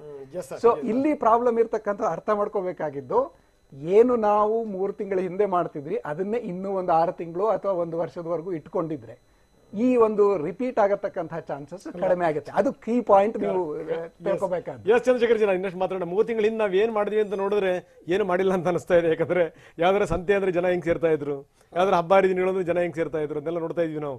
ಜನರಲ್ಲಿ ಜಾಗೃತಿ ತುಂಬಾ ಕಡಿಮೆ ಇದೆ. ಈಗಲೂ ಕೂಡ ಅದೇ ಸ್ಥಿತಿ ಇದೆ. ಇಂಥ ಸಂದರ್ಭದಲ್ಲಿ ಜನರನ್ನ ನಾವು ದೂರ ಇಡ್ತೀವಿ, ಗುಂಪು ಸೇರಬಾರದು ಅಂತ ಅವಾಯ್ಡ್ ಮಾಡ್ತೀವಿ ಅನ್ನೋದು ಆಗದಿರುವಂತಹ ಮಾತು. ಆಗ ಸಾಧ್ಯ ಇಲ್ಲ. ಸೊ ಇದಕ್ಕೆ ಸಂಬಂಧಪಟ್ಟಂಗೆ ಚೇತನ್, ಡಾಕ್ಟರ್ ಶ್ರೀಲತಾ, ಡಾಕ್ಟರ್ ಮಂಜುನಾಥ್ ಅವರು ಏನಂತಾರೆ, ಡಾಕ್ಟರ್ ಹೇಮೇಗೌಡರು ಏನಂತಾರೆ ನಾನು ಕೇಳ್ತೀನಿ. ಅದಕ್ಕಿಂತ ಮೊದಲು ಶಾರ್ಟ್ ಬ್ರೇಕ್. 2ನೇ ಡೆಡ್ಲಿ ದಾಳಿ ವಿಶೇಷ ಕಾರ್ಯಕ್ರಮಕ್ಕೆ ಮತ್ತೆ ಸ್ವಾಗತ. ಇಲ್ಲಿ ತಜ್ಞರು ಹೇಳ್ತಾ ಇದ್ದಂತಹ ಮಾತನ್ನ ಗಮನಿಸ್ತಾ ಇದ್ವಿ. ಮೊದಲ ಅಲೆಗಿಂತ 2ನೇ ಅಲೆ ದೊಡ್ಡ ಮಟ್ಟದಲ್ಲಿರುತ್ತೆ, ಡೆಡ್ಲಿ ಆಗಿರುತ್ತೆ ಎನ್ನುವಂತ ಮಾತನ್ನ ಹೇಳ್ತಾ ಇದ್ರು. ದೀಪಾವಳಿಯಲ್ಲಿ ಕರ್ನಾಟಕಕ್ಕೆ ಕಗ್ಗತ್ತಲು ತರುತ್ತಾ ಕೊರೋನಾ, ಇಂಥದ್ದೊಂದು ದೊಡ್ಡ ಮಟ್ಟದ ಆತಂಕ ಶುರುವಾಗಿದೆ. ಹಬ್ಬಗಳ ದಿನದಂದೇ ಕೊರೋನಾ ಸೋಂಕು ಅಬ್ಬರಿಸ್ತಾ ಇರೋದು ಯಾಕೆ? ದೀಪಾವಳಿ ಬಾಳು ಬೆಳಗುವಂತ ಹಬ್ಬ, ಆದ್ರೆ ಹೆಮ್ಮಾರಿ ಕೊರೋನಾ ವೈರಸ್ ಇಂಥ ಹಬ್ಬಕ್ಕೂ ಕೂಡ ಕುತ್ತು ತರುತ್ತಾ? ಅಥವಾ ಇಂಥ ಹಬ್ಬದ ಸಂದರ್ಭದಲ್ಲಿಯೇ ಕೊರೋನಾ ಸೋಂಕಿನ ಸಂಖ್ಯೆ ಜಾಸ್ತಿ ಆಗುತ್ತಾ ಅನ್ನುವಂತ ಆತಂಕ ಶುರುವಾಗಿದೆ. ದೀಪಾವಳಿ ಸಂದರ್ಭದಲ್ಲಿ ಕರ್ನಾಟಕದ ಜನ, ಅದರಲ್ಲೂ ಭಾರತದ ಮಟ್ಟಿಗೆ ದೊಡ್ಡ ಮಟ್ಟದ ಆತಂಕ ಇರುವಂತಹ ಹಬ್ಬ, ಅದು ಜನ ಜಾಸ್ತಿಯಾಗಿ ಸೇರುವಂತಹ ಹಬ್ಬ. ಇಂಥ ಸಂದರ್ಭದಲ್ಲಿ ಕೊರೋನಾ ಏನಾದ್ರೂ ಹಬ್ಬತಾ ಹೋದ್ರೆ, ಹಬ್ಬದ ಸಂದರ್ಭ ಅಥವಾ ಹಬ್ಬದ ಸಂದರ್ಭದಲ್ಲಿ ದೊಡ್ಡ ಮಟ್ಟದಲ್ಲಿ ಜನ ಏನಾದ್ರೂ ಸೇರೋದಕ್ಕೆ ಶುರುವಾದ್ರೆ ಭಾರಿ ಮಟ್ಟದ ಆತಂಕ ಶುರುವಾಗುತ್ತೆ. ಇಲ್ಲಿ ಕೊರೋನಾಗೆ ದೀಪಾವಳಿ ಹಬ್ಬವೇ ಟಾರ್ಗೆಟ್ ಆಗುತ್ತಾ? ದೀಪಾವಳಿ ಕರ್ನಾಟಕಕ್ಕೆ ಕಗ್ಗತ್ತಲನ್ನ ತರುತ್ತಾ ಕೊರೋನಾ ವೈರಸ್ನಿಂದಾಗಿ ಎನ್ನುವಂತ ಆತಂಕ ಕಾಡ್ತಾ ಇದೆ. ನಿಜವಾದ ಹಬ್ಬ, ನಿಜವಾದ ಯುಗಾದಿ, ನಿಜವಾದ ದೀಪಾವಳಿ ಯಾವಾಗ ಅಂತಂದ್ರೆ ನಾವು ರೋಗದಿಂದ ಮುಕ್ತವಾದಾಗ ಅಥವಾ ಭಯದಿಂದ ಹೊರಗಡೆ ಬಂದ ಮಾತ್ರ. ಇಲ್ಲಾಂದ್ರೆ ಯಾವ ಹಬ್ಬಗಳಿಗೂ ಯಾವ ಇದು ಕೂಡ ಇರಲ್ಲ, ಅರ್ಥ ಕೂಡ ಇರಲ್ಲ. ರಾಜ್ಯದಲ್ಲಿ ಹಬ್ಬಗಳಂದೇ ಅಬ್ಬರಿಸ್ತಾ ಇದೆ ಕೊರೋನಾ ಸೋಂಕು. ಏನ್ ಮಾಡ್ತೀರಿ? ಯಾಕಂದ್ರೆ ಹಬ್ಬಗಳು ಎಷ್ಟರ ಮಟ್ಟಿಗೆ ನಮ್ಮಲ್ಲಿ ಅಪಾಯವನ್ನು ತರಬಲ್ಲವು ಅಂತ. ಅದು ಯಾವುದೇ ಹಬ್ಬಗಳಾಗ್ಲಿ, ಯಾವುದೇ ಧರ್ಮದ ಹಬ್ಬಗಳಾಗ್ಲಿ, ದಸರಾದಲ್ಲಿ ಸಾರ್ವಜನಿಕರ ವೈಮನಸ್ಸರ ಪರಿಣಾಮವನ್ನು ನಾವು ಎದುರಿಸಬೇಕಾಗತ್ತೆ ಮುಂದಿನ ದಿನಗಳಲ್ಲಿ. ಅದೇ ರೀತಿ ಹಬ್ಬ ಹರಿದಿನಗಳಲ್ಲಿ ನಾವು ತುಂಬಾ ಜನ ಸೇರ್ತೀವಿ ಮನೆಗಳಲ್ಲಿ. ಅದರಲ್ಲೂ ಈ ದೀಪಾವಳಿ ಅಂತ ಕಡೆಗೆ ಒಂದ್ ಕಡೆಯಿಂದ ಇನ್ನೊಂದ್ ಕಡೆ ಹೋಗ್ತೀವಿ, ಸೇರ್ತೀವಿ. ಸಾಲಕ್ಕೆ ರಜಾ ಬೇರೆ ಬರ್ತವೆ. ಸಾಲಕ್ಕೆ ರಜೆ ಬಂದಂತ ಸಂದರ್ಭದಲ್ಲಿ ಎಲ್ಲರೂ ಕೂಡ ಸೇರ್ಕೊಂಡ್ಬಿಡ್ತಾರೆ ಒಂದ್ ಕಡೆಯಿಂದ ಒಂದ್ ಕಡೆಗೆ ಹೋಗಿ. ರೋಗ ಹರಡ್ಲಿಕ್ಕೆ ಬೆಸ್ಟ್ ನೋಡಿ ಅದು. ಇನ್ನು ಪಟಾಕಿಗಳಿಂದ ಮಾಲಿನ್ಯ ಜಾಸ್ತಿ ಆಗುತ್ತೆ, ಅದು ಕೂಡ ರೋಗ ಹರಡ್ಲಿಕ್ಕೆ ಅದು ಕಾರಣ ಆಗುತ್ತೆ. ಶ್ವಾಸಕೋಶ ತಜ್ಞರಿದ್ದಾರೆ ನಮ್ಮ ಜೊತೆಗೆ, ಹೆಂಗೆ ಎಷ್ಟರ ಮಟ್ಟಿಗೆ ಅದು ಕೂಡ ಒಂದು ಕಾರಣ ಆಗ್ಬೋದು ಅನ್ನುವಂಥದ್ದು. ಹಿಂಗಾಗಿ ಏನು ಅಂತಂದ್ರೆ ಸೊಲ್ಯೂಷನ್ನಿಂದಾಗಿ ಅಸ್ತಮಾ ರೋಗಿಗಳಿಗೆ ಆಘಾತ ಕಾದಿರುತ್ತೆ. ದೀಪಾವಳಿಯ ಸಂದರ್ಭದಲ್ಲಿ ಭಾರಿ ಮಟ್ಟದ ಆತಂಕ ಅಂತೂ ಎದುರಾಗ್ತಾ ಇದೆ. ದೀಪಾವಳಿ ಸಂದರ್ಭದಲ್ಲಿ ಜೊತೆಗೆ ದಸರಾ ಸಂದರ್ಭದಲ್ಲಿ ನಾವು ಮೈಮರೆತು ಎಷ್ಟರ ಮಟ್ಟಿಗೆ ಸೇರಿದ್ವಿ ಅಥವಾ ಮಾರುಕಟ್ಟೆಗಳಲ್ಲಿ ಖರೀದಿಗೆ ಅಂತ ಹೇಳಿ ದುಂಬಾಲು ಬಿದ್ದಿದ್ವಿ, ಅದೆಲ್ಲವನ್ನು ಕೂಡ ಗಮನಿಸ್ತಾ ಹೋದ್ರೆ ಖಂಡಿತವಾಗಿಯೂ ಕೂಡ ಹಬ್ಬ ಭಾರತದ ಪಾಲಿಗೆ, ಕರ್ನಾಟಕದ ಪಾಲಿಗೆ ದೊಡ್ಡ ಮಟ್ಟದ ಆತಂಕವನ್ನ ಸೃಷ್ಟಿ ಮಾಡುವಂತ ಕೆಲಸ ಆಗುತ್ತೆ ಅಥವಾ ಆತಂಕ ಸೃಷ್ಟಿ ಮಾಡುವಂತ ಹಬ್ಬ ಆಗುತ್ತೆ ಎನ್ನುವಂತ ಅನುಮಾನ ಜೊತೆಗೆ ಆತಂಕ ಕಾಡ್ತಾ ಇದೆ. ನಮ್ಮ ಜೊತೆಗೆ ಜಯದೇವ ಆಸ್ಪತ್ರೆಯ ನಿರ್ದೇಶಕರು ಹಾಗೇನೆ ಹೃದ್ರೋಗ ತಜ್ಞರಾಗಿರುವಂತಹ ಡಾಕ್ಟರ್ ಸಿ ಎನ್ ಮಂಜುನಾಥ್ ಅವರು ಕೂಡ ನಮ್ಮ ಜೊತೆಗೆ ನೇರ ಸಂಪರ್ಕದಲ್ಲಿ ಜಾಯ್ನ್ ಆಗಿದ್ದಾರೆ. ಸರ್, ಗಮನಿಸ್ತಾ ಇದ್ವಿ, ನೀವು ಕೂಡ ಎಚ್ಚರಿಕೆಯನ್ನ ಕೊಡ್ತಾನೆ ಬರ್ತಾ ಇದ್ದೀರಿ ಆಗ್ಲಿಂದ. 2ನೇ ಅಲೆ ಅನ್ನುವಂಥದ್ದು ಕರ್ನಾಟಕಕ್ಕೆ ಇನ್ನೇನು ಎಂಟ್ರಿ ಕೊಡುತ್ತೆ ಅಥವಾ ಕರ್ನಾಟಕವನ್ನ ಮತ್ತೊಮ್ಮೆ ಕಾಡುತ್ತೆ, ಎಚ್ಚರಿಕೆಯಿಂದ ಇರಿ ಎನ್ನುವಂತ ಮಾತನ್ನ ಪದೇ ಪದೇ ಹೇಳ್ತಾ ಇದ್ರಿ. ಬೇರೆ ಬೇರೆ ದೇಶಗಳಲ್ಲಿ ಈಗಾಗಲೇ 2ನೇ ಅಲೆ ಶುರುವಾಗಿದೆ. ಕರ್ನಾಟಕದ ಮಟ್ಟಿಗೆ ಯಾವ ರೀತಿಯಾದಂತಹ ದಾಳಿ ಆಗಬಹುದು ಅಥವಾ ಕೊರೋನಾ 2ನೇ ಅಲೆ ಶುರುವಾದ್ರೆ ಎಷ್ಟರ ಮಟ್ಟಿಗೆ ನಾವು ಪ್ರಿಪೇರ್ ಆಗಿರ್ಬೇಕು ಅಂತ? ಆನಂದ್, ಇದ್ರ ಜೊತೆಗೆ ಮಂಜುನಾಥ್ ಅವರಿಗೆ ಒಂದನ್ನು ನಾನು ಆಡ್ ಮಾಡ್ತೀನಿ. ಏನಂದ್ರೆ ಮೊನ್ನೆ ನಾನು ಭೇಟಿ ಮಾಡಿದಂತ ಸಂದರ್ಭದಲ್ಲಿ ಮಾತು ಹೇಳಿದ್ರು, ನಾವ್ ಇಲ್ಲಿ ತನಕ ಎದುರಿಸಿದ್ದಿದೆಯಲ್ಲ ಇದೆಲ್ಲ ಅಪಾಯ, ಮುಂದಿನ ದಿನಗಳಲ್ಲಿ ಕಾದಿದೆ ಅಪಾಯ. ಈ ಸಂದರ್ಭದಲ್ಲಿ ನಮಗೆ ಹೆಚ್ಚಿನ ಜಾಗೃತಿ ಬೇಕು ಅನ್ನೋಂಥ ಮಾತನ್ನ ಡಾಕ್ಟರ್ ಮಂಜುನಾಥ್ ಅವರು ಹೇಳಿದ್ರು. ಡಾಕ್ಟರ್ ಮಂಜುನಾಥ್ ಜಿ ಮಾತಾಡಿ sir. Good morning. Good morning sir, ಹೇಳಿ ಸರ್. ಅದೇ ಇವಾಗ ಏನಾಗಿದೆ, ಕಳೆದ ಒಂದು 12-13 ದಿನದಿಂದ ಸ್ವಲ್ಪ ಈ ಸೋಂಕಿನ ಪ್ರಮಾಣ ಕಡಿಮೆ ಆಗಿದೆ. ಬಹುಶಃ ಎಷ್ಟೋ ಪ್ರತಿದಿನ ಒಂದು 85,000 ಟೆಸ್ಟ್ ಆಗ್ತಾ ಇದೆ. So positivity rate less than 5% ಇದೆ. ಈ ಸಂದರ್ಭದಲ್ಲೇ ನಾವು ಹೆಚ್ಚು ಯಾವಾಗ್ಲೂ ಯುದ್ಧ ಮುಗೀತು ಅನ್ಕೊಳ್ಳುವಾಗ ಅದ್ರದ್ದು ಅನಾಹುತ ಜಾಸ್ತಿ ಆಗುತ್ತೆ. ಸೊ ಅದರಿಂದ ನಾವು ಬಹಳ ಮುನ್ನೆಚ್ಚರಿಕೆ, ಮೈ ಮರಿಬಾರ್ದು. ಈಗ ಯಾವ್ದು ಮಾಸ್ಕ್ ಅನ್ನ, ಈಗ ನಮ್ಮ ಹತ್ರ ವ್ಯಾಕ್ಸಿನ್ ಇಲ್ಲ, ಏನಿದ್ರು ವ್ಯಾಕ್ಸಿನ್ ಬರೋದು ಮುಂದಿನ ವರ್ಷನೇ, ಯಾಕೆಂದ್ರೆ ಇನ್ನೂ ಕ್ಲಿಯರೆನ್ಸ್ ಸಿಕ್ಕಿಲ್ಲ. ಅದು ಇನ್ನು ಫೇಸ್ 3 ಟ್ರಯಲ್ ಆಗ್ತಾ ಇದೆ. ಅದು ಯಾವಾಗ ನಿಖರವಾಗಿ ಬರುತ್ತೆ ಅಂತ ಕರೆಕ್ಟ್ ಆಗಿ ದಿನಾಂಕಗಳನ್ನ ನಾವು ಹೇಳಲಿಕ್ಕೆ ಬರೋದಿಲ್ಲ. ನಂತರ ಅದು ಅಲ್ಲಿ ಅವರು ಎಮರ್ಜೆನ್ಸಿ ಆಥರೈಸೇಷನ್ ಅಂತ ಕೊಡ್ಬೇಕಾಗುತ್ತೆ, ಡೇಟಾ ಶೇರ್ ಮಾಡ್ಬೇಕಾಗುತ್ತೆ. ವ್ಯಾಕ್ಸಿನ್ ಅವರು ಇನ್ನು ಡೇಟಾ ಕೂಡ ಶೇರ್ ಮಾಡಿಲ್ಲ. ಸೊ ಅದರಿಂದ ಈಗ ನಮ್ಮ ಮುಂದೆ ಇರತಕ್ಕಂಥದ್ದು ವ್ಯಾಕ್ಸಿನ್ ಏನಪ್ಪಾ ಅಂದ್ರೆ ಮಾಸ್ಕ್ ಅನ್ನ ಸರಿಯಾಗಿ ಧರಿಸುವಂಥದ್ದು, ಮತ್ತು ಮಾಸ್ಕ್ ಅನ್ನ ಮಾತನಾಡುವಾಗ, ಬೇರೆಯವ್ರ ಜೊತೆ ಮಾತನಾಡುವಾಗ ಕಡ್ಡಾಯವಾಗಿ ಮೂಗು ಬಾಯಿ ಮುಚ್ಕೊಂಡು ಆ ರೀತಿ ಮಾಸ್ಕ್ ಅನ್ನ ಧರಿಸ್ಬೇಕಾಗತ್ತೆ. ಆಮೇಲೆ ಒಂದು ಸಣ್ಣ ಗಾದಿನೇ ಹೇಳ್ಬೋದು, ಏನು Covid and crowd go together ಅಂತ. ಇದು ಕರೋನಾ ವೈರಸ್ ಎಲ್ಲೆಲ್ಲಿ ಗುಂಪಿರುತ್ತೆ ಅದೇ ತಾನಾಗೆ ಹುಡುಕೊಂಡು ಹೋಗುತ್ತಂತೆ. ಅದರಿಂದ ಈಗ ಇವತ್ತು ಏನಾಗಿದೆ ಹಲವಾರು ದೇಶಗಳಲ್ಲಿ, ಈಗ ನೋಡಿ ಅಮೆರಿಕಾದಲ್ಲಿ ಕಳೆದ ಒಂದು 8 ದಿವಸದಲ್ಲಿ 80,000 70,000 ಕೇಸಸ್ ಬರ್ತಾ ಇದೆ. ಯಾಕೆಂದ್ರೆ ಅಲ್ಲಿ ಎಲೆಕ್ಷನ್ ಆಗ್ತಾ ಇದೆ, ಈ ಪ್ರೆಸಿಡೆನ್ಷಿಯಲ್ ಎಲೆಕ್ಷನ್ ಆಗ್ತಾ ಇರೋದ್ರಿಂದ ಅಲ್ಲಿ ಅಗೈನ್ ಸೆಕೆಂಡ್ ವೇವ್ ಶುರುವಾಗಿದೆ. ಅದೇ ರೀತಿ ನಮ್ಮ ಭಾರತ ದೇಶದಲ್ಲೂ ಅಷ್ಟೇ. ಇವಾಗ ನಾವು ಈಗ ನೆಕ್ಸ್ಟ್ 2ರಿಂದ ಮಿನಿಮಮ್ 3 ತಿಂಗಳು ಬಹಳ ಮುನ್ನೆಚ್ಚರಿಕೆ ವಹಿಸ್ಬೇಕು. ಹಬ್ಬಗಳು ಬರ್ತಾ ಇದೆ, ವೀಕೆಂಡ್ ಬರ್ತಾ ಇದೆ, ಮುಂದಿನ ವಾರ ಸಾಲು ರಜಾ ಬರ್ತಾ ಇದೆ ವೀಕೆಂಡು. ಅದರಿಂದ ನಾವು ಈ ನಿಮ್ಮ ವಾಹಿನಿ ಮೂಲಕ ಜನರಿಗೆ ಮನವಿ ಮಾಡ್ಕೊಳ್ಳೋದಂದ್ರೆ, ಈಗ ಆಲ್ರೆಡಿ 7-8 ತಿಂಗಳು ಹೇಗಿದ್ರು ನಾವು ಸ್ವಲ್ಪ ಮುನ್ನೆಚ್ಚರಿಕೆ ವಹಿಸಿದೀವಿ. ಇನ್ನೂ 3 ತಿಂಗಳು ನೀವು ಮನೇಲೇ ಇರಿ. ಆದಷ್ಟು ವೀಕೆಂಡ್ ಅಲ್ಲಿ ಏನು ಪಿಕ್ನಿಕ್ ಸ್ಪಾಟ್ಗೆ ಹೋಗೋದು ಅಥವಾ ಪ್ರವಾಸಿ ತಾಣಗಳಿಗೆ ಹೋಗೋದು ಅಥವಾ ಎಲ್ಲ ಗುಂಪು ಸೇರಿ ಊಟ ಮಾಡೋಂಥದ್ದು, ಅದನ್ನೆಲ್ಲ ನೀವು ಕಡಿಮೆ ಮಾಡ್ಕೋಬೇಕು ಅಥವಾ ಬಿಡಬೇಕು ಸದ್ಯಕ್ಕೆ. ದೀಪಾವಳಿನೂ ಕೂಡ ಅಷ್ಟೇ, ಮನೆಯಲ್ಲೇ ದೀಪಾವಳಿ, ಮನೆ ಅಂಗಳದಲ್ಲೇ ದೀಪಾವಳಿಯನ್ನ ಆಚರಿಸಬೇಕಾಗುತ್ತೆ. ಯಾಕೆಂದ್ರೆ ಏರ್ ಪೊಲ್ಯೂಷನ್ ಮತ್ತು ಈ ವಿಂಟರ್ ಸೀಸನ್ ಅಲ್ಲಿ ಯಾವಾಗ್ಲೂ ಇದೊಂದು ಕರೋನಾ ವೈರಸ್ ಒಂದೇ ಅಲ್ಲ, ಎಲ್ಲಾ ವೈರಸ್ಗಳು ಜಾಸ್ತಿ ಇರುತ್ತೆ. ಇನ್ಫ್ಲುಯೆಂಜಾ ವೈರಸ್ ಆಗ್ಬೋದು ಅಥವಾ ಕಾಮನ್ ಕೋಲ್ಡ್ ಫ್ಲೂ ಆಗ್ಬೋದು. ಅದೇ ರೀತಿ ಏರ್ ಪೊಲ್ಯೂಷನ್ ಮತ್ತು ಈ ಕೋಲ್ಡ್ ಸೀಸನ್ ಅಲ್ಲಿ ವೈರಸ್ ಸ್ಪ್ರೆಡ್ ಆಗೋ ಚಾನ್ಸಸ್ ಜಾಸ್ತಿ ಇರುತ್ತೆ. ಮತ್ತು ಏರ್ ಪೊಲ್ಯೂಷನ್ ಇಂದ ಇವನ್ ನಮಗೆ ಸೋಂಕುನು ಅದರ ತೀವ್ರತೆ ಜಾಸ್ತಿ ಇರುತ್ತೆ. The severity of the infection ಜಾಸ್ತಿ ಆಗುತ್ತೆ. ಇವನ್ ಡೆತ್ ರೇಟ್ ಕೂಡ ಜಾಸ್ತಿ ಆಗ್ಬಹುದು. ಅದಕ್ಕೋಸ್ಕರ air pollution kills more people than smoking ಅಂತ WHO ನೇ ಹೇಳಿದೆ, ಅಥವಾ ಎಲ್ಲಾ ಹಾರ್ಟ್ ಅಸೋಸಿಯೇಷನ್ ಸೊಸೈಟಿ ಹೇಳಿದೆ. ಇನ್ನೊಂದ್ಸರಿ ಹೇಳ್ತೀನಿ, air pollution kills more people than smoking. So air pollution ಇದ್ದಂತ ಸಂದರ್ಭದಲ್ಲಿ, ಅಂತ ಸಂದರ್ಭದಲ್ಲಿ ಜನರಿಗೆ ವೈರಸ್ ಇನ್ಫೆಕ್ಷನ್ ಬಂದ್ರೆ ಅದ್ರದ್ದು ಗಂಭೀರತೆ ಅಥವಾ ತೀವ್ರತೆ ಜಾಸ್ತಿ ಇರುತ್ತೆ, ಕಾಂಪ್ಲಿಕೇಶನ್ ಜಾಸ್ತಿ ಆಗುತ್ತೆ. ಮೊನ್ನೆ ಕೂಡ ಒಂದು 2-3 ಅಧ್ಯಯನ ಬಂದಿದೆ. ಏರ್ ಪೊಲ್ಯೂಷನ್ ಇಂದ ಕರೋನಾ ವೈರಸ್ ಬಂದ್ರೆ ಕಾಂಪ್ಲಿಕೇಶನ್ಸ್ ರೇಟು 15% ಜಾಸ್ತಿ ಆಗುತ್ತಂತೆ. ನಿಜ ನಿಜ ನಿಜ ಸರ್. ನಾನು ಇನ್ನಷ್ಟು ನಿಮ್ ಜೊತೆ ನಾವು ಚರ್ಚೆ ಮಾಡ್ತೀವಿ. ಅದಕ್ಕಿಂತ ಒಂದು ಪುಟ್ಟ ವಿರಾಮ ತಗೊಂಡ ವಿರಾಮದ ನಂತರ ಮತ್ತಷ್ಟು ಚರ್ಚೆ. 2ನೇ ಡೆಡ್ಲಿ ದಾಳಿ ವಿಶೇಷ ಕಾರ್ಯಕ್ರಮಕ್ಕೆ ಸ್ವಾಗತ. ತಜ್ಞರು ಮಾತನಾಡ್ತಾ ಇದ್ದಂತಹ ಜೊತೆಗೆ ಅಭಿಪ್ರಾಯವನ್ನು ನೋಡ್ತಾ ಹೋದಂತಹ ಸಂದರ್ಭದಲ್ಲಿ ಖಂಡಿತವಾಗಿ ಕೂಡ ಇನ್ನಷ್ಟು ಎಚ್ಚರಿಕೆಯಿಂದ ಇರಬೇಕಾದಂತಹ ಅನಿವಾರ್ಯತೆ ಇದೆ. ಈ ಬಾರಿಯ ಚಳಿಗಾಲದಲ್ಲಿ ಭೀಕರವಾಗಿ ಹೆಮ್ಮಾರಿ ವೈರಸ್ ಕಾಡ್ಲಿದೆಯಾ ಅನ್ನುವಂತ ಆತಂಕ ಈಗಿನಿಂದಲೇ ಶುರುವಾಗಿದೆ. 2 ತಿಂಗಳು ಡೇಂಜರ್ ಅನ್ನುವಂತ ಮಾತನ್ನ ಸ್ವತಃ ತಜ್ಞರು ಹೇಳ್ತಾ ಇದ್ದಾರೆ.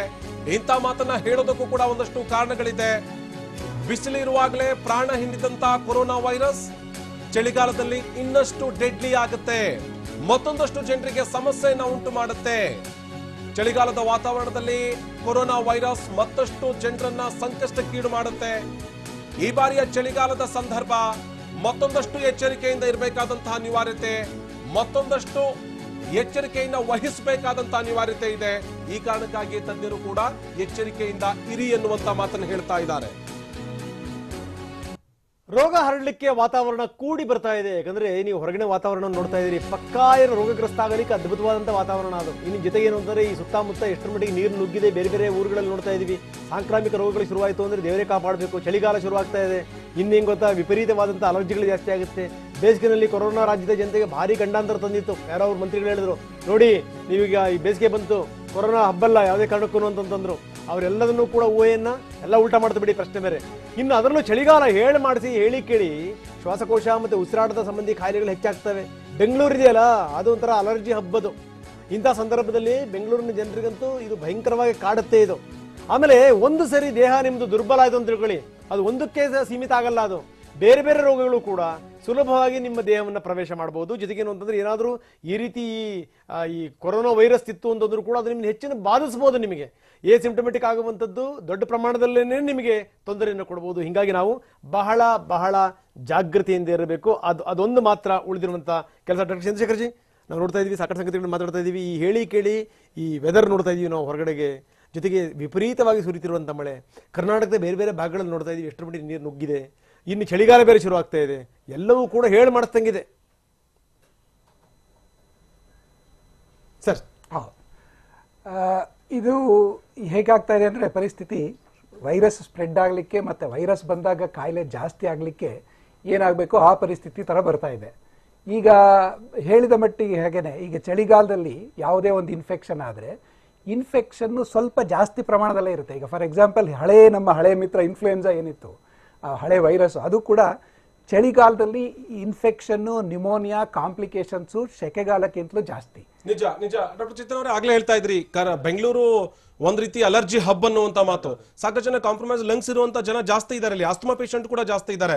ಚಳಿಗಾಲ ಹತ್ರ ಆಗ್ತಾ ಇದೆ, ಎರಡನೇ ದಾಳಿ ಆಗುತ್ತೆ ಅನ್ನುವಂತ ಮುನ್ಸೂಚನೆ ಕೂಡ ಸಿಗ್ತಾ ಇದೆ.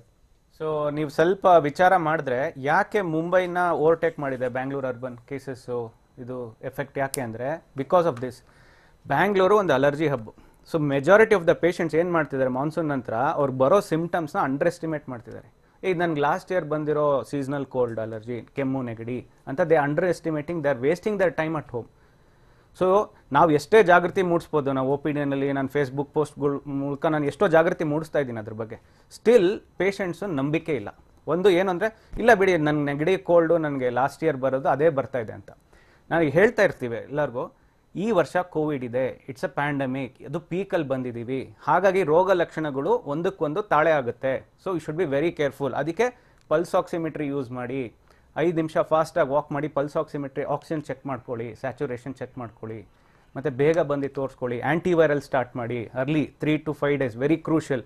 ಎಷ್ಟು ಬೇಗ ನಾವು ಒಂದು ಆ್ಯಂಟಿವೈರಲ್ಲು ಮತ್ತು ವಿಟಮಿನ್ ಸಿ ಇದೆಲ್ಲ ಮಾತ್ರೆಗಳು ಕೊಟ್ಟು ಎಷ್ಟು ಬೇಗ ಮಾಡ್ತೀವಿ ಅಷ್ಟು ಬೇಗ ಉಲ್ಬಣ ಆಗೋದು ಕಮ್ಮಿ ಆಗುತ್ತೆ. ಅಲ್ಲ, ಈಗ ಮೊದಲನೇ ದಾಳಿಯಿಂದಲೇ ನಾವು ಇನ್ನೂ ತತ್ತರಿಸಿ ಹೋಗಿದೀವಿ, ಅದರಿಂದನೇ ಸುಧಾರಿಸ್ಕೋತಾ ಇದೀವಿ. ಹೌದು, ಸೆಕೆಂಡ್ ಅಟ್ಯಾಕ್ ಆಗುತ್ತೆ ಅಥವಾ ಸೆಕೆಂಡ್ ವೇವ್ ಬರುತ್ತೆ ಎನ್ನುವಂತ ಮುನ್ಸೂಚನೆ.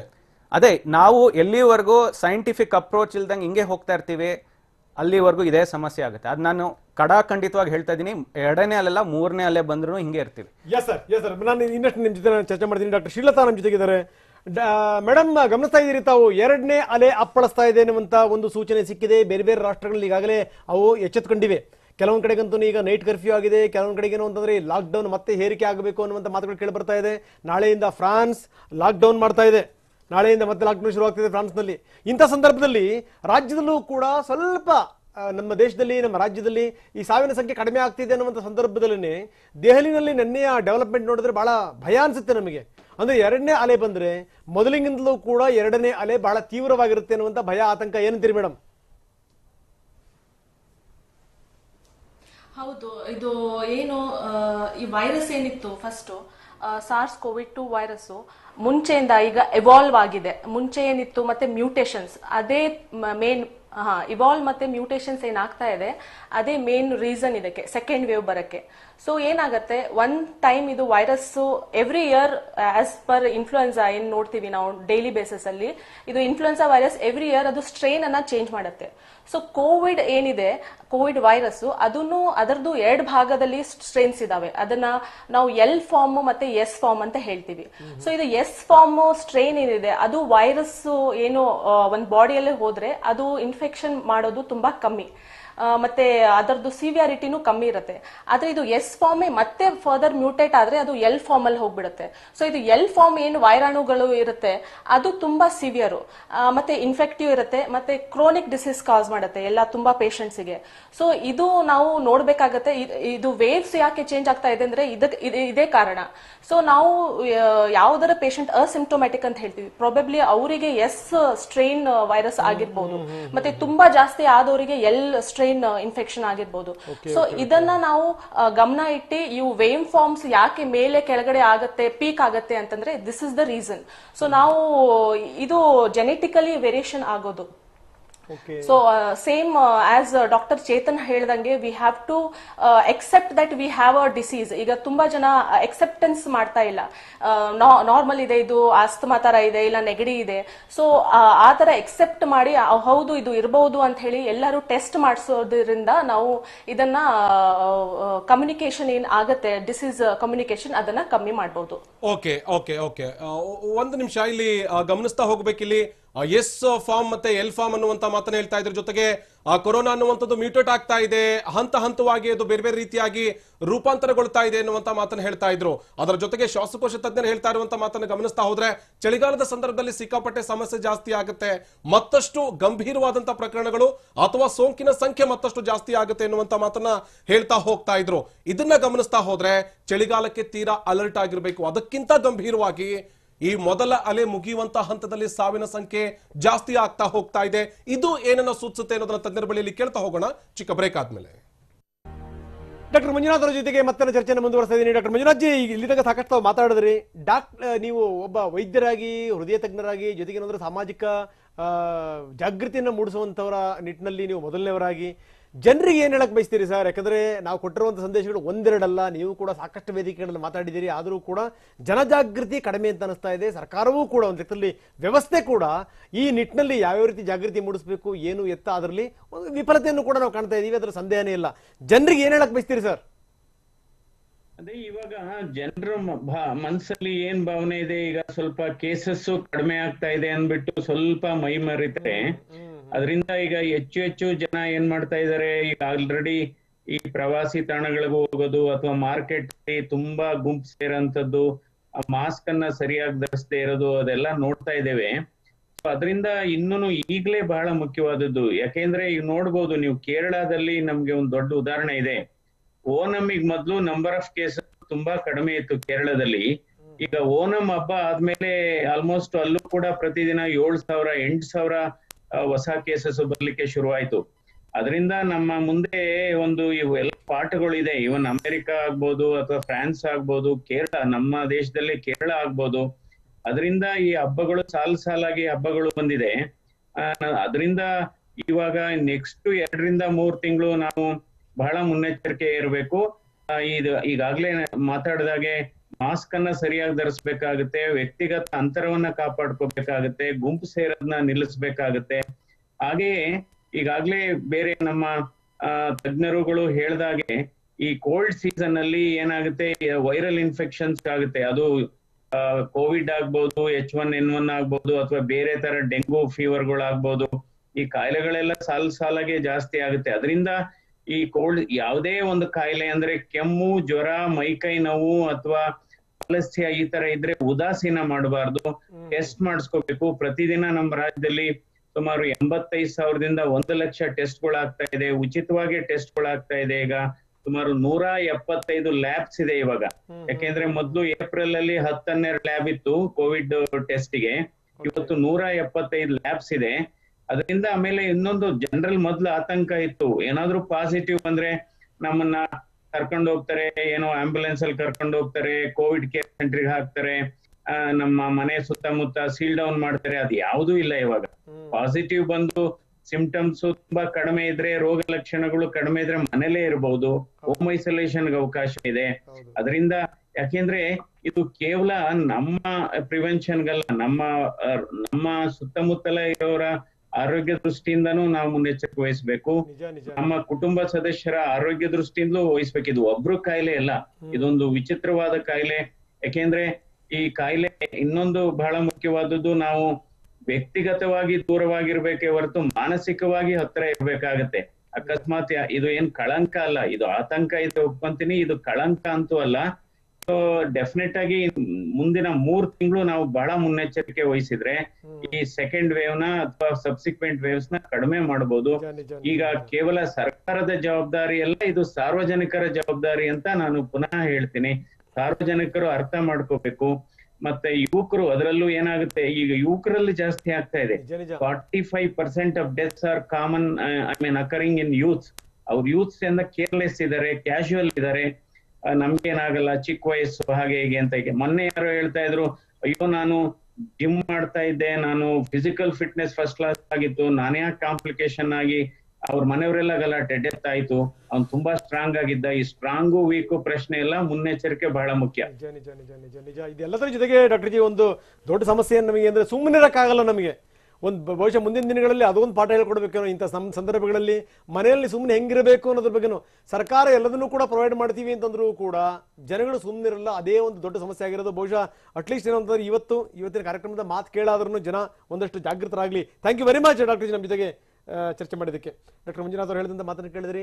ಇಲ್ಲಿ ನಾವು ಸ್ಟ್ರಾಂಗ್ ಇದೀವಿ, ವೀಕ್ ಇದೀವಿ ಅಂತಲ್ಲ. ವೀಕ್ ಇರುವಂಥವ್ರಿಗೆ ಅದರ ಬಾಧೆ ಇನ್ನಷ್ಟು ಹೆಚ್ಚಾಗಿರುತ್ತೆ ನಿಜ. ಆದ್ರೆ ಏನಂತಂದ್ರೆ ಸ್ಟ್ರಾಂಗ್ ಇರೋರ್ಗೂ ಕೂಡ ಇದರ ಎಫೆಕ್ಟ್ ತಗಲುತ್ತೆ, ಅವರು ಕೂಡ ಸಾಯ್ಬೋದು ಅಂತ ಅದನ್ನ ಉದಾಹರಣೆಯನ್ನು ಮಂಜುನಾಥ್ ಅವರು ಕೊಡ್ತಾ ಇದ್ರು. ಹಾಗಾದ್ರೆ ನಿಜಕ್ಕೂ ಆಗಬೇಕಾಗಿರುವಂಥದ್ದು ಏನು ಡಾಕ್ಟ್ರೆ, ಏನಂತೀರಿ? ಸರ್, ಫಸ್ಟು ನಾವು ಸಿಂಪ್ಟಮ್ಸ್ ಬೇಸ್ಡ್ ಟ್ರೀಟ್ಮೆಂಟ್ ತಗೋಬೇಕು. ಸಿಂಪ್ಟಮ್ಸ್ ಕಡೆ ಗಮನ ವಹಿಸಬೇಕು. ಈಗ ನೀವು ಸಾವಿನ ಸಂಖ್ಯೆ ತೊಗೊಂಡ್ರೆ ಬೇಕಾದ್ರೆ ನೀವೊಂದು ರೆಟ್ರೋಸ್ಪೆಕ್ಟಿವ್ ಇದು ಮಾಡ್ಕೊಳ್ಳಿ. ಯಾಕೆ ಇಷ್ಟು ಜನ ಸತ್ತಿದ್ದಾರೆ, ಏನು ಕಾರಣ? ಲೇಟಾಗಿ ಬಂದಿರೋದು ಕಾರಣ ಒಂದು ಮೇನ್. ಅಂದರೆ ತುಂಬ ದಿವಸ ಮನೇಲಿ ಟೈಮ್ ವೇಸ್ಟ್ ಮಾಡಿದ್ದಾರೆ. ಯಾಕೆ? Swab report negative. So negative sir. ಒಂದು ಸಣ್ಣ ಸಂಗತಿ ಏನು ಅಂದ್ರೆ, ನಾವೇ ಕಾರ್ಯಕ್ರಮಗಳಲ್ಲಿ ತುಂಬಾ ಸರಿ ಮಾತಾಡಿದೀವಿ, ಡಾಕ್ಟರ್ಗಳು ಮಾತಾಡಿದ್ದಾರೆ. ಏನಂತಂದ್ರೆ ನಿಮಗೆ ಬರುವಂತ ಸಾಮಾನ್ಯ ಕೋಲ್ಡು, ನಿಮಗೆ ಬರುವಂತ ಸಾಮಾನ್ಯ ಗಂಟಲು ನೋವು, ನಿಮಗೆ ಬರುವಂತ ಸಾಮಾನ್ಯ ಜ್ವರ, ಅದೆಲ್ಲದೂ ಕೂಡ ಕೋವಿಡ್ ಆಗಿದೆ ಅಂತ ಭಾವಿಸ್ಬೇಡಿ. ಎಲ್ಲರೂ ಆಸ್ಪತ್ರೆಗೆ ಓಡೋಗ್ಬೇಡಿ ಸರ್. ಅಲ್ಲ ಒಂದೇ ನಿಮಿಷ. ಹಿಂಗಾಗಿ ಏನು ಅಂತಂದ್ರೆ ನಿಮಗೆ ಭಯ ಭೀತಿಗೊಳ್ಳುವಂತ ಆತಂಕ ಇಲ್ಲ ಅನ್ನುವಂತ ಮಾತ್ರ ಒಂದ್ ಕಡೆ ನಾವು ಹೇಳ್ತೀವಿ. ಇನ್ನೊಂದ್ ಕಡೆ ಏನು ಅಂದ್ರೆ ಬೇಗ ಜಾಗೃತರಾಗಿ ಅನ್ನುವಂತ ಮಾತ್ರ ಕೂಡ ಹೇಳ್ತೀವಿ. ಹೆಂಗ್ ಇದರ ವ್ಯತ್ಯಾಸ ಕಂಡುಕೊಳ್ಳೋದು ಹೆಂಗಿದೆ? ಇಲ್ಲ ಸರ್, ಇದು ನೀವು ಬೇಕಿದ್ರೆ ಇನ್ನೂ 3-4 ಶ್ವಾಸಕೋಶ ಸೀನಿಯರ್ ಇದ್ದಾರೆ ನಮ್ಮ ಡಾಕ್ಟರ್ ಕೆ ಸತೀಶ್, ಅವ್ರನ್ನೆಲ್ಲ ಇಂಟರ್ವ್ಯೂ ಮಾಡಿ ಬೇಕಿದ್ರೆ. ಸೊ ಯಾಕಂದ್ರೆ ನಾವು ಪ್ರಾಕ್ಟಿಕಲಿ ಗ್ರೌಂಡ್ ಝೀರೋ ರಿಪೋರ್ಟ್ ಹೇಳ್ತಾ ಇದೀವಿ ನಿಮಗೆ. ಸೊ ಒಂದ್ಸಲ ಪ್ಯಾಂಡಮಿಕ್ ಪೀಕ್ ಆದಾಗ, ನೆನ್ನೆನೂ ಹೇಳಿದೆ ಇದೇ ಮಾತು, ಪ್ಯಾಂಡಮಿಕ್ ಪೀಕ್ ಆದಾಗ ಬೇರೆ ವೈರಸ್ ಸಪ್ರೆಸ್ ಆಗಿ ಅತಿ ಹೆಚ್ಚು ಕಂಡು ಬರೋದು ಕೊರೋನಾನೇ. 99% ಫೀವರ್, ಶಾರ್ಟ್ನೆಸ್ ಆಫ್ ಬ್ರೆತ್, ಸುಸ್ತು, ಕೆಮ್ಮು ಬರೋದು ಕೊರೋನಾನೇ. ಸೊ ನಮಗೆ ನೀವು ನೆನ್ನೆ ಹೇಳಿದಾಗ ನಿಮ್ಮ ಉದಾಹರಣೆ ಕೊಟ್ಟರೆ, ನನಗೆ ನಿಮ್ಮ ರಿಪೋರ್ಟ್ ಬೇಕಿಲ್ಲ, ನನಗೆ ಬೇಕಿರೋದು ನಿಮ್ಮ ಸಿಂಪ್ಟಮ್ಸ್. ನೀವು ಹೇಗಿದ್ದೀರಾ, ನಿಮ್ಮ ಪಲ್ಸ್ ಆಕ್ಸಿಮೀಟರ್ ಹೇಗಿದೆ, ಅದು ನನಗೆ ಮುಖ್ಯ, ರಿಪೋರ್ಟ್ ಅಲ್ಲ. ಯಾಕಂದರೆ report is only 60% sensitive.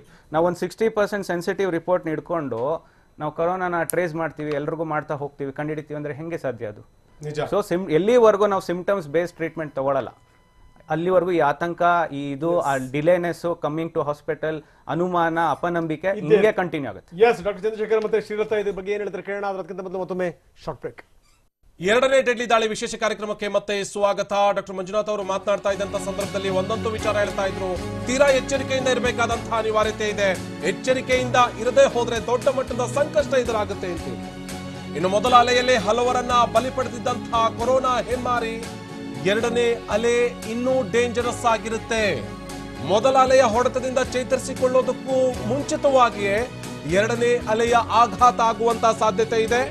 Corona ಎರಡನೇ ಅಲೆ ಎಷ್ಟು ಡೇಂಜರಸ್ ಆಗಿರಲಿದೆ ಅನ್ನೋದನ್ನ ಹೇಳ್ತಾ ಹೋಗ್ತೀವಿ. ಎರಡನೇ ಅಲೆ ಎಷ್ಟರ ಮಟ್ಟಿಗೆ ಜನರನ್ನ ಕಾಡುತ್ತೆ ಅಂತ ಹೇಳಿ. ಇನ್ನು ಕೊರೋನಾ ಮೊದಲ ಅಲೆಗಿಂತ ಭಯಾನಕವಾಗಿರುತ್ತಾ ಎರಡನೇ ಅಲೆ? ಈಗಾಗಲೇ ಸಾಕಷ್ಟು ಜನರನ್ನ ಬಲಿ ಪಡೆದಿರುವಂತಹ ಕೊರೋನಾ ಎರಡನೇ ಅಲೆ ಮತ್ತಷ್ಟು ಸಂಕಷ್ಟಕ್ಕೀಡು ಮಾಡುತ್ತೆ. ಹೀಗಾಗಿಯೇ ಎಚ್ಚರಿಕೆಯಿಂದ ಇರಿ ಎನ್ನುವಂತ ಮಾತನ್ನ ತಜ್ಞರು ಹೇಳ್ತಾ ಇದ್ರು. ಇನ್ನು ಕೊರೋನಾ ರೂಪಾಂತರದಿಂದ ಜಗತ್ತಿಗೆ ಶುರುವಾಗಿದೆ ನಡುಕ. ಕೊರೋನಾ ಎಷ್ಟು ಬಾರಿ ರೂಪಾಂತರಗೊಂಡಿದೆ ಅನ್ನೋದನ್ನ ಕೇಳ್ತಾ ಹೋದ್ರೆ ಇಡೀ ಜಗತ್ತಿನ ಕೆಲವೊಂದಷ್ಟು ರಾಷ್ಟ್ರಗಳು ಈಗಾಗಲೇ ತಲ್ಲಣಗೊಂಡಿವೆ. ಎರಡನೇ ಅಲೆಯಲ್ಲಿ ಮತ್ತಷ್ಟು ಭಯಾನಕವಾಗಿರಲಿದೆ ಕೊರೋನಾದ ಆಟ. ಜಗತ್ತಿನ ಬೇರೆ ಬೇರೆ ದೇಶಗಳಲ್ಲಿ ಈಗಾಗಲೇ ಲಾಕ್ಡೌನ್ ಅನ್ನುವಂತಹ ಸಂದರ್ಭ ಕೂಡ ಉದ್ಭವಿಸಿದೆ. ಈ ಕೊರೋನಾ ಎರಡನೇ ಆಟದಿಂದ ಭಾರತಕ್ಕೂ ಭಾರಿ ಮಟ್ಟದ ಸಮಸ್ಯೆ ಆಗುತ್ತಾ? ಎರಡನೇ ಅಲೆಯಲ್ಲಿ ಡೆತ್ ರೇಷಿಯೋ ಎಷ್ಟರ ಮಟ್ಟಿಗೆ ಹೆಚ್ಚಳ ಆಗುತ್ತೆ, ಅಥವಾ ಸಾವಿನ ಸಂಖ್ಯೆ ಮತ್ತಷ್ಟು ಜಾಸ್ತಿ ಆದ್ರೆ ತೀರಾ ಕಳವಳಕಾರಿಯಾಗಿರುವಂತಹ ವಿಚಾರ ಇದು. ಈ ಡೆತ್ ರೇಷಿಯೋ ಏನಿದೆ 2% ಗಿಂತ ಕಡಿಮೆ ಇದ್ರೆ, ಸದ್ಯಕ್ಕೆ 2% ಗಿಂತ ಕಡಿಮೆ ಇದೆ. ಆದ್ರೆ ಎಚ್ಚರಿಕೆ ತಪ್ಪಿ ಅಥವಾ ಬೇಜವಾಬ್ದಾರಿತನದಿಂದ ಏನೂ ಆಗೋದಿಲ್ಲ, ಸೋಂಕಿನ ಸಂಖ್ಯೆ ಕಮ್ಮಿ ಆಗಿದೆ ಅಂತ ಹೇಳಿ ನಾವೇನಾದ್ರೂ ಓಡಾಡೋದಕ್ಕೆ ಶುರು ಮಾಡಿದ್ರೆ ಖಂಡಿತವಾಗಿಯೂ ಕೂಡ ಎರಡನೇ ಅಲೆಯಲ್ಲಿ ಸಾವಿನ ಸಂಖ್ಯೆ ಹೆಚ್ಚಳ ಆಗಬಹುದು.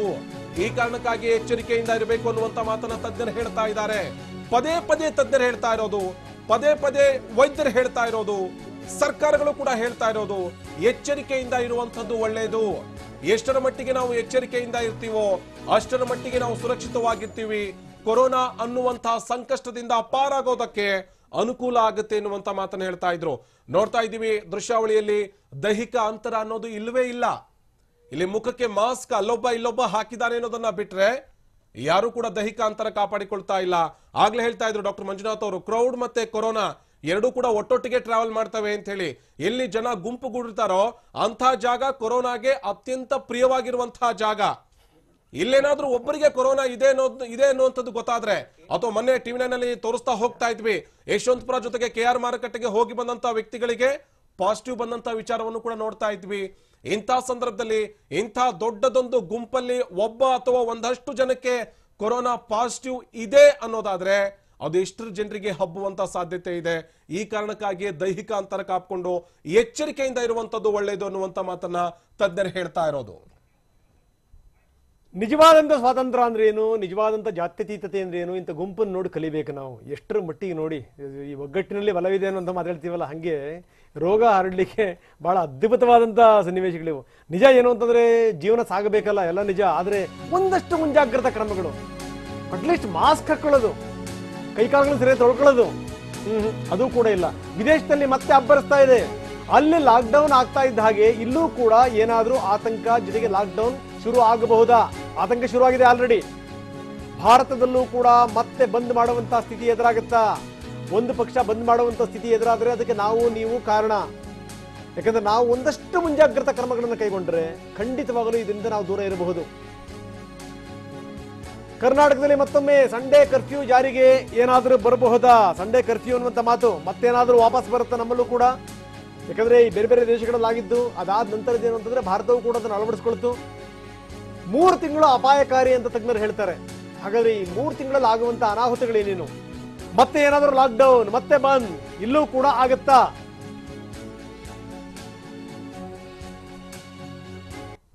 ಬರೀ ಹೇಮೇಗೌಡರಿದ್ದಾರೆ, ಸ್ಟಾಫ್ ನರ್ಸ್, ಇಟಲಿ ಹಾಸ್ಪಿಟಲ್. ಯಾಕಂದ್ರೆ ಇಟಲಿ ಅಂತ ಅನ್ನುವಂಥ ಸಂದರ್ಭದಲ್ಲಿ ಅತ್ಯಂತ ಹೆಚ್ಚು ಹಾನಿಗೊಳಗಾಗಿದ್ದು ಆರಂಭ ದಿನಗಳಲ್ಲಿ ಅತ್ಯಂತ ಹೆಚ್ಚು ಕೇಸ್ಗಳು ಬಂದಿದ್ದು ಇಟಲಿನಲ್ಲಿ. ಬಹುಶಃ ಏನಂದ್ರೆ ಹಿಂದೆಂದೂ ಕೂಡ ಕಂಡು ಕೇಳಿರದ ಮಟ್ಟಿಗೆ ಜನ ಅಲ್ಲಿ ಅನುಭವಿಸ್ಬಿಟ್ರು. ಪ್ರಶ್ನೆ ಬೇರೆ. ಯಾಕಂದ್ರೆ ಇಡೀ ವ್ಯವಸ್ಥೆ, ಇಡೀ ಸರ್ಕಾರ ಕೈ ಎತ್ತಿ ನಿಂತ್ಕೊಂಡ್ಬಿಡ್ತು. ನಾವು ಸೋತು ಹೋಗ್ಬಿಟ್ಟಿದೀವಿ ಅನ್ನುವಂಥ ಕಾರಣಕ್ಕೆ ಸಂಬಂಧಪಟ್ಟಂತವ್ರು ಆಳ್ವಿಕೆ ಮಾಡ್ತಿದ್ದಂಥವ್ರು ಕಣ್ಣೀರು ಹಾಕ್ಬಿಟ್ರು ಜನರ ಎದುರುಗಡೆಗೆ, ನಾವು ಸೋತುವಪ್ಪ ಅಂತ. ಅಷ್ಟರ ಮಟ್ಟಿಗೆ ಬಾಧಿಸ್ತು ಅದು. ಅದನ್ನೆಲ್ಲವೂ ಕೂಡ ಹತ್ತಿರದಿಂದ ನೋಡಿರುವಂಥವ್ರು ಹೇಮೇಗೌಡರು ನಮ್ಮ ಜೊತೆಗೆ ಸಂಪರ್ಕದಲ್ಲಿದ್ದಾರೆ. ಹೇಮೇಗೌಡ್ರೆ, ನಾವು ಚರ್ಚೆ ಮಾಡ್ತಾ ಇದ್ವಿ, 2ನೇ ಅಲೆ ಮತ್ತೆ ಬಾಧಿಸ್ತಾ ಇದೆ. ಅದರಲ್ಲೂ ಯುರೋಪ್ನಲ್ಲಿ ಬೇರೆ ಬೇರೆ ರಾಷ್ಟ್ರಗಳು ಈಗಾಗಲೇ ಏನು ಅಂದ್ರೆ ಲಾಕ್ಡೌನ್ ಮಾಡಬೇಕು, ಸಂಡೇ ಕರ್ಫ್ಯೂ ಹೇರಬೇಕು, ಇದ್ರ ಬಗ್ಗೆ ಚಿಂತನೆಗಳಾಗ್ತಾ ಇದೆ ಅಂತ ಒಂದಷ್ಟು ಕುತೂಹಲ ಇದೆ ನನಗೆ. ಏನು ಅಂತಂದ್ರೆ ಆರಂಭದಲ್ಲಿ ಈ ಕೇಸ್ಗಳು ಬಂದಂತ ಸಂದರ್ಭದಲ್ಲಿ ಆ ಕೇಸ್ಗಳ ಸಂಖ್ಯೆ ನಿಧಾನವಾಗಿ ಹೆಂಗೆ ಹೆಚ್ಚಳ ಆಯಿತು, ವಿಪರೀತವಾದಂಥ ತಿರುವು ಪಡ್ಕೊಂಡು ಸಂಖ್ಯೆ ಜಾಸ್ತಿ ಆಗಿಬಿಡ್ತಲ್ಲ, ಆ ಸನ್ನಿವೇಶವನ್ನು ನೀವೊಬ್ಬ ಸ್ಟಾಫ್ ನರ್ಸ್ ಆಗಿ ನೋಡಿದಿರಿ, ಏನಂತೀರಿ?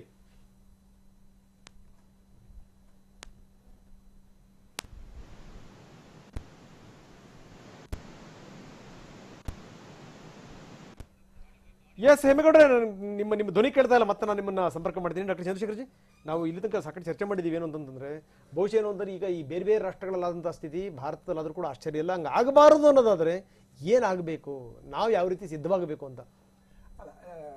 ಮೋಸ್ಟ್ ಇಂಪಾರ್ಟೆಂಟ್ ಏನಂತ ಹೇಳಿದ್ರೆ ಎಲ್ಲರೂ ತಮ್ಮ ತಮ್ಮ ರೆಸ್ಪಾನ್ಸಿಬಿಲಿಟಿನ ಕರೆಕ್ಟಾಗಿ ಅರ್ಥ ಮಾಡ್ಕೊಂಡು ಫಾಲೋ ಮಾಡ್ಕೋಬೇಕು. ಮೊದಲನೇ ಪಾಯಿಂಟು, ಆದಷ್ಟು ಗುಂಪು ಸೇರೋದನ್ನ ಅವಾಯ್ಡ್ ಮಾಡ್ಕೋಬೇಕು. ಹೊರಗಡೆ ಹೋದಾಗ ಮಾಸ್ಕ್ನ ನೀಟಾಗಿ ಧರಿಸ್ಕೊಂಡು ಹೋಗ್ಬೇಕು. ಯಾಕೆಂದ್ರೆ ಯೂಶಲಿ ಏನ್ ಮಾಡ್ತಾರೆ, ಮಾಸ್ಕ್ನ ಬಾಯಿಂದ ಕೆಳಗೆ ಇಟ್ಕೊಳ್ತಾರೆ, ಬಾಯಿಂದ ಮೂಗಿಂದಲೂ ಕೆಳಗೆ ಅಥವಾ ಇನ್ನು ಬಾಯಿಂದಲೂ ಕೆಳಗೆ ಇಟ್ಕೊಂಡಿರ್ತಾರೆ. ಮೂಗು ಮತ್ತೆ ಬಾಯಿನ ಸಂಪೂರ್ಣವಾಗಿ ಮುಚ್ಚಿರಬೇಕು. ಇನ್ನೊಂದೇನಂತ ಹೇಳಿದ್ರೆ, ಮಾತಾಡುವಾಗಂತೂ ಅದನ್ನ ಹಾಕೊಂಡೇ ಇರಬೇಕು. ಈಗ ಯೂಶಲ್ ಆಗಿ ಮಾತಾಡ್ಬೇಕಾದ್ರೆ ಮತ್ತೆ ಕೆಳಗೆ ಎಳೆದು ಮತ್ತೆ ಮೇಲು ಮಾಡೋದು, ಮತ್ತೆ ಕೆಳಗೆ ಎಳೆಯೋದು, ಮತ್ತೆ ಮೇಲು ಮಾಡೋದು, ಅದನ್ನ ಅವಾಯ್ಡ್ ಮಾಡ್ಕೊಳ್ಬೇಕು. ಇನ್ನೊಂದು ಇಂಪಾರ್ಟೆಂಟ್ ಅಂದ್ರೆ, ಈಗ ಅಷ್ಟೆಲ್ಲರೂ ಹೇಳಿದ ಹಾಗೇನೆ ಆದಷ್ಟು ಬೇಗ ನಿಮಗೆ ನೆಗಡಿ, ಕೆಮ್ಮು ಆ ಥರದ ಸೂಚನೆ ಕಂಡ್ರೆ ಸಸ್ಪೆಕ್ಟ್ ಫಸ್ಟ್ ಕರೋನಾ ಇರಬಹುದೇನೋ ಅಂತ. ಅದರಲ್ಲಿ 3 ಟೈಪಲ್ಲಿ ನಾವು ಅಳವಡಿಸ್ಕೋಬೇಕು. ಒಂದು, ಜಾಸ್ತಿ ಗುಂಪಿರ್ತಕ್ಕಂಥ ಜಾಗದಲ್ಲಿ ನಾವು ಹೋಗಬಾರ್ದು. ಈವನ್ ಅದು ಸಿಂಪಲ್ ಇನ್ಫ್ಲೂಯೆನ್ಸಾನೇ ಆದ್ರೂ ಕೂಡ ಅವಾಗೊಮ್ಮನು ಈ ತಪ್ಪು ಮಾಡಕೂಡ್ದು. ಕೋವಿಡ್ ಅಲ್ಲಂತೂ ಆ ತಪ್ಪು ಆಗಲೇಬಾರ್ದು. ಸೊ ಫಸ್ಟ್ ನಾವು ಸೆಲ್ಫ್ ಐಸೋಲೇಟ್ ಮಾಡ್ಕೊಳ್ಳಿ ಅಂತ ಹೇಳ್ತೀವಿ. ಸೆಕೆಂಡ್, ಟೆಸ್ಟಿಗೆ ಹೋಗಿ ಟೆಸ್ಟ್ ಮಾಡಿಸ್ಕೊಳ್ಳಿ, ಚೆಕ್ ಮಾಡಿಸ್ಕೊಳ್ಳಿ, ಚೆಕ್ ಕನ್ಸಲ್ಟ್ ಎ ಡಾಕ್ಟರ್. ಅವ್ರೇನಾದ್ರೂ is convinced it is not covid, then okay. ಅವ್ರೇನಾದ್ರೂ ಕೋವಿಡ್ ಸಸ್ಪೆಕ್ಟ್ ಮಾಡಿ ಟೆಸ್ಟ್ಗಳು ಮಾಡಿಸ್ಕೊಳ್ಳಿ ಅಂದ್ರೆ ಮಾಡಿಸ್ಕೊಳ್ಳಿ. ಇದ್ರೆ ಟ್ರೀಟ್ಮೆಂಟ್ ತಗೊಳ್ಳಿಕ್ಕೆ ಅನುಕೂಲ ಆಗುತ್ತೆ. ಎಲ್ಲರೂ ಹೇಳ್ತಾ ಇರೋದು, ನಾವೆಲ್ಲ ಅಬ್ಸರ್ವ್ ಮಾಡಿರೋದು ಏನಂದ್ರೆ, ಸಾವಿಗೆ ಕಾರಣ ಡಿಲೇ. ನಿಜ ನಿಜ ಸರ್, ನಿಜ. ನಮ್ಮಲ್ಲಿ ಈಗ ಇನ್ನು ಶಾರ್ಟ್ಲಿ ಒಂದು ಪಬ್ಲಿಷ್ ಮಾಡ್ತಾ ಇದೀವಿ, ಎಲ್ಲ ಅನಲೈಸ್ ಮಾಡಿಬಿಟ್ಟಿದ್ದೆ. ಏನ್ ಹೇಳಿದೀವಿ ಅಂತ ಹೇಳಿದ್ರೆ, ಕಾಯಿಲೆ ಬಂದ 3ನೇ ಅಥವಾ 6ನೇ ದಿವಸದಲ್ಲಿ ಆಂಟಿವೈರಲ್ ಮತ್ತೆ ಅದರ ಟ್ರೀಟ್ಮೆಂಟ್ಗಳನ್ನ ಶುರು ಮಾಡಿಕೊಂಡ್ರೆ ಬದುಕಂತಹ ಚಾನ್ಸಸ್, ಆಕ್ಸಿಜನ್ ರಿಕ್ವೈರ್ ಮಾಡೋ ಚಾನ್ಸಸ್ ಅಥವಾ ವೆಂಟಿಲೇಷನ್ ಹೋಗ್ತಕ್ಕಂಥ ಚಾನ್ಸಸ್ ಆಲ್ಮೋಸ್ಟ್ 70% ಕಡಿಮೆ ಆಗುತ್ತೆ. ಅಂದ್ರೆ that is a very most important point. Actually ಅದನ್ನ ನಾವು ಶಾರ್ಟ್ಲಿ ಪಬ್ಲಿಷ್ ಮಾಡ್ತಾ ಇದ್ದೀವಿ. Analysed all the work details. It clearly says you reduce it by 70%. ಅದರಿಂದ ಏನ್ ಇಂಪಾರ್ಟೆಂಟ್ ಅಂತ ಹೇಳಿದ್ರೆ ಆ ಸಿಂಪ್ಟಮ್ ಬಂದ ಕೂಡಲೇ ಒಂದು ಸೋಷಿಯಲ್ ರೆಸ್ಪಾನ್ಸಿಬಿಲಿಟಿ, ಬೇರೆಯವ್ರಿಗೆ ಹರಡ್ದಂಗೆ ನೋಡ್ಕೊಳ್ಳೋದು, ಸೆಲ್ಫ್ ರೆಸ್ಪಾನ್ಸಿಬಿಲಿಟಿ, ನಿಮ್ದು ನೀವು ಕೂಡ ನಿಮಗೆ ರೆಸ್ಪಾನ್ಸಿಬಲ್ ಇರಬೇಕು. ಇಮಿಡಿಯೇಟ್ ಆಗಿ ಡಾಕ್ಟರ್ ಅಪ್ರೋಚ್ ಮಾಡಿ ಕೋವಿಡ್ ಟ್ರೀಟ್ಮೆಂಟ್ ತಗೊಳ್ಳಿ ಅಲ್ವಾ. Very happy, be at home, see that ನಿಮ್ಮ ಇನ್ಫ್ಲೂಯೆನ್ಸಾ ವೈರಸ್ ಅಥವಾ ಬೇರೆ ಯಾವುದೇ ಇನ್ಫೆಕ್ಷನ್ ಇರ್ಬೋದು ಕೂಡ, ಸಿಂಪಲ್ ಥ್ರೋಟ್ ಇನ್ಫೆಕ್ಷನ್ ಇದ್ರೂ ಕೂಡ ಇನ್ನೊಬ್ರಿಗೆ ಹರಡಬೇಡಿ, ಅಷ್ಟು ನೋಡ್ಕೊಂಡ್ರೆ ಹೆಲ್ಪ್ ಆಗ್ತದೆ. ನಿಜ. ಡಾಕ್ಟರ್ ಚಿತ್ರ ಅವರು ಒಂದು ವಿಚಾರ ಗಮನಿಸ್ತಾ ಇದ್ವಿ, ಮೊದಲನೇ ಅಲೆ ಅಂತ್ಯ ಆಗ್ತಾ ಇದೆ ಅನ್ನೋದನ್ನ ಗಮನಿಸ್ತಾ ಹೋದ್ರೆ ಸಾವಿನ ಸಂಖ್ಯೆ ಜಾಸ್ತಿ ಆಗ್ತಾ ಇದೆ. ಲಾಸ್ಟ್ 10 days ನ ಡೇಟಾ ತೆಗೆದು ನೋಡಿದ್ರೆ ಬೆಂಗಳೂರಲ್ಲಿ ಸಾವಿನ ಸಂಖ್ಯೆ ಜಾಸ್ತಿ ಆಗ್ತಾ ಇದೆ. ಈ ಕಾರಣಕ್ಕಾಗಿ ಗಮನಿಸ್ತಾ ಹೋದ್ರೆ ಮತ್ತೆ ಎಲ್ಲ ಒಂದ್ ಕಡೆಗೆ ನಾವು ಕರ್ನಾಟಕದಲ್ಲಿ ಲಾಕ್ಡೌನ್ ಮಾಡಬೇಕಾದಂತ ಅನಿವಾರ್ಯತೆ ಎರಡನೇ ಅಲೆ ಸಂದರ್ಭದಲ್ಲಿ, ಅಥವಾ ಕರ್ನಾಟಕದಲ್ಲಿ ಭಾನುವಾರದ ಕರ್ಫ್ಯೂನ ಮತ್ತೆ ಜಾರಿ ಮಾಡಬೇಕಾದಂತ ಅನಿವಾರ್ಯತೆ ಇಂಥದ್ದೇನಾದ್ರೂ ಎದುರಾಗುತ್ತಾ ಅಂತ? ಇಲ್ಲ, ಕೊರೋನಾ ಬರೀ ಭಾನುವಾರ ಮಾತ್ರ ರಜೆ ತಗೊಳ್ಳಲ್ಲ, ಅದು unscientific. And sir very well he said delay. ನಾನು ಅದನ್ನೇ ಸ್ಟ್ರೆಸ್ ಮಾಡ್ತೇನೆ 3 ತಿಂಗಳಿಂದ. I am stressing the same thing, delay delay delay. So symptoms ಒಂದು ಬೇಗ ರೆಕಗ್ನೈಸ್ ಮಾಡಬೇಕು, ಬೇಗ ಬಂದು ಇದು ಟ್ರೀಟ್ಮೆಂಟ್ ತಗೋಬೇಕು, ನಂತರ ನಾವು ಟೆಸ್ಟ್ ಮಾಡೋಣ, ಸ್ವ್ಯಾಬ್ ಟೆಸ್ಟ್. ಸೊ ನಾವು ಸ್ವ್ಯಾಬ್ ಟೆಸ್ಟ್ ಬಂದ್ಮೇಲೆ ನೀನು ಟ್ರೀಟ್ ಮಾಡ್ತೀನಿ ಅನ್ನೋದು ಬೇಡ. ನಮಗೆ covid by symptoms, by the clinical presentation ಗೊತ್ತಾಗ್ತಿದ್ದಂಗೆ let us empirically start covid. ಒಂದ್ ನಿಮಿಷ ನಾನು ಮುಗಿಸ್ಬಿಡ್ತೀನಿ ಮಾತು, ಇಲ್ಲಿ ಸರಿಯಾಗಿ ಮೆಸೇಜ್ ಹೋಗಿ. ಸೊ ಆ ರೋಗ ಲಕ್ಷಣಗಳು ಬರೋಕ್ ಮುಂಚೆನೆ ಪೇಷಂಟ್ಸ್ ಟೈಮ್ ವೇಸ್ಟ್ ಮಾಡಿರ್ತಾರೆ. ನೆನ್ನೆನೇ ಹೇಳಿದ್ದೀನಿ, ಅವ್ರು ಬರೋದೇ ಒಂದು 5th 6th ಡೇ ಆಗ್ಬಿಟ್ಟಿರುತ್ತೆ ಅಥವಾ 4th ಡೇ. ನಾವು ಮತ್ತೆ ನಾನು ನಿಮಗೆ ರಿಪೋರ್ಟ್ ಟೆಸ್ಟ್ ಮಾಡಿಸ್ಕೊಂಬ ಅಂತ ಹೇಳಿ 2 days ತಗೊಂಡ್ರೆ ಮತ್ತೆ ಉಲ್ಬಣ ಆಗೋ ಸಾಧ್ಯತೆ ಉಂಟು. Let us start the treatment, then will take the swab report. ಯಾಕಂದ್ರೆ ಸ್ವ್ಯಾಬ್ ನೆಗೆಟಿವ್ ಬಂದು ರೋಗ ಲಕ್ಷಣಗಳು ಇದ್ರೆ ಸ್ಟಿಲ್ ಕೋವಿಡ್. HRCT ಗೊತ್ತಾಗುತ್ತೆ ನಮಗೆ, HRCT ಸ್ಕ್ಯಾನ್ಸ್ ಅಲ್ಲೆಲ್ಲ. So let us not waste time, act fast. Covid ಅಲ್ಲಿ time is gold. So sir ಹೇಳ್ದಂಗೆ 70% ಆಕ್ಸಿಜನ್ ಡಿಪೆಂಡೆನ್ಸಿ ಕಮ್ಮಿ ಆಗುತ್ತೆ, ಮಾಡರೇಟ್ ಟು ಸಿವಿಯರ್ ಹೋಗೋದು ತಪ್ಪಿಸಬಹುದು, ಸಾವಿನ ಸಂಖ್ಯೆನೂ ಬಹಳಷ್ಟು ಮಟ್ಟಿಗೆ ನಾವು ಕಮ್ಮಿ ಮಾಡಬಹುದು ಇಫ್ ದಿಸ್ ಸೈಂಟಿಫಿಕ್ ಅಪ್ರೋಚ್, ಈ ಮೆಸೇಜು ಎಲ್ಲ ಮಾಧ್ಯಮದವರು, ಎಲ್ಲ ಪತ್ರಿಕೆಗಳಲ್ಲಿ ಸರಿಯಾಗಿ, ಮತ್ತೆ ಗವರ್ಮೆಂಟ್ ಆಫೀಸರ್ಸ್ ಕೂಡ ಇದನ್ನ ಸ್ಪಷ್ಟವಾಗಿ ಎಲ್ಲಾ ಕಡೆ ಹೇಳಿದ್ರೆ ವಿಲ್ ಬಿ ಎರಾಡಿಕೇಟಿಂಗ್ ಅಂತ ನಾನು ಹೇಳಲ್ಲ, ವರ್ಡ್ ಯೂಸ್ ಮಾಡಲ್ಲ, controlling Covid much better. Okay ಗಮನಿಸ್ತಾ ಇದ್ವಿ ಇಲ್ಲಿ ವೈದ್ಯರು ಹೇಳ್ತಾ ಇರುವಂತ ಮಾತು, ಡಿಲೇ ಮಾಡಬಾರ್ದು, ಅಥವಾ ರೋಗದ ಲಕ್ಷಣ ಇದೆ ಅನ್ನೋದಾದ್ರೆ ಖಂಡಿತವಾಗಿ ವೈದ್ಯರನ್ನ ಸಂಪರ್ಕಿಸಿ ತುರ್ತಾಗಿ ಚಿಕಿತ್ಸೆಯನ್ನ ಪಡೀರಿ ಎನ್ನುವಂತ ಮಾತನ್ನು ಹೇಳ್ತಾ ಇದ್ದಾರೆ. ಇನ್ನು ಯುರೋಪ್ನ ದೇಶಗಳಲ್ಲಿ ಕೊರೋನಾ ಅನ್ನುವಂತ ಮಹಾಮಾರಿ ಸದ್ಯದ ಪರಿಸ್ಥಿತಿಯಲ್ಲಿ ಎಷ್ಟರ ಮಟ್ಟಿಗೆ ಅಬ್ಬರಿಸ್ತಾ ಇದೆ ಅನ್ನೋದನ್ನ ನೋಡ್ತಾ ಹೋದ್ರೆ, ಮೊದಲು ಯುರೋಪ್ನಲ್ಲಿ ಕೊರೋನಾ ನಿಯಂತ್ರಣಕ್ಕೆ ಬಂದಿದ್ದು ಹೇಗೆ?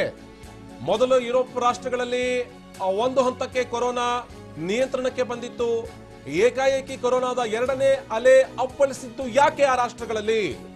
ಅಕ್ಟೋಬರ್ನಲ್ಲಿ ವೈರಸ್ ದಾಳಿ ಹೆಚ್ಚಾಗಿದ್ದು ಯಾಕೆ? ಇದರ ಕಂಪ್ಲೀಟ್ ಡೀಟೇಲ್ಸ್ ಅನ್ನ ಕೊಡ್ತಾ ಹೋಗ್ತೀವಿ.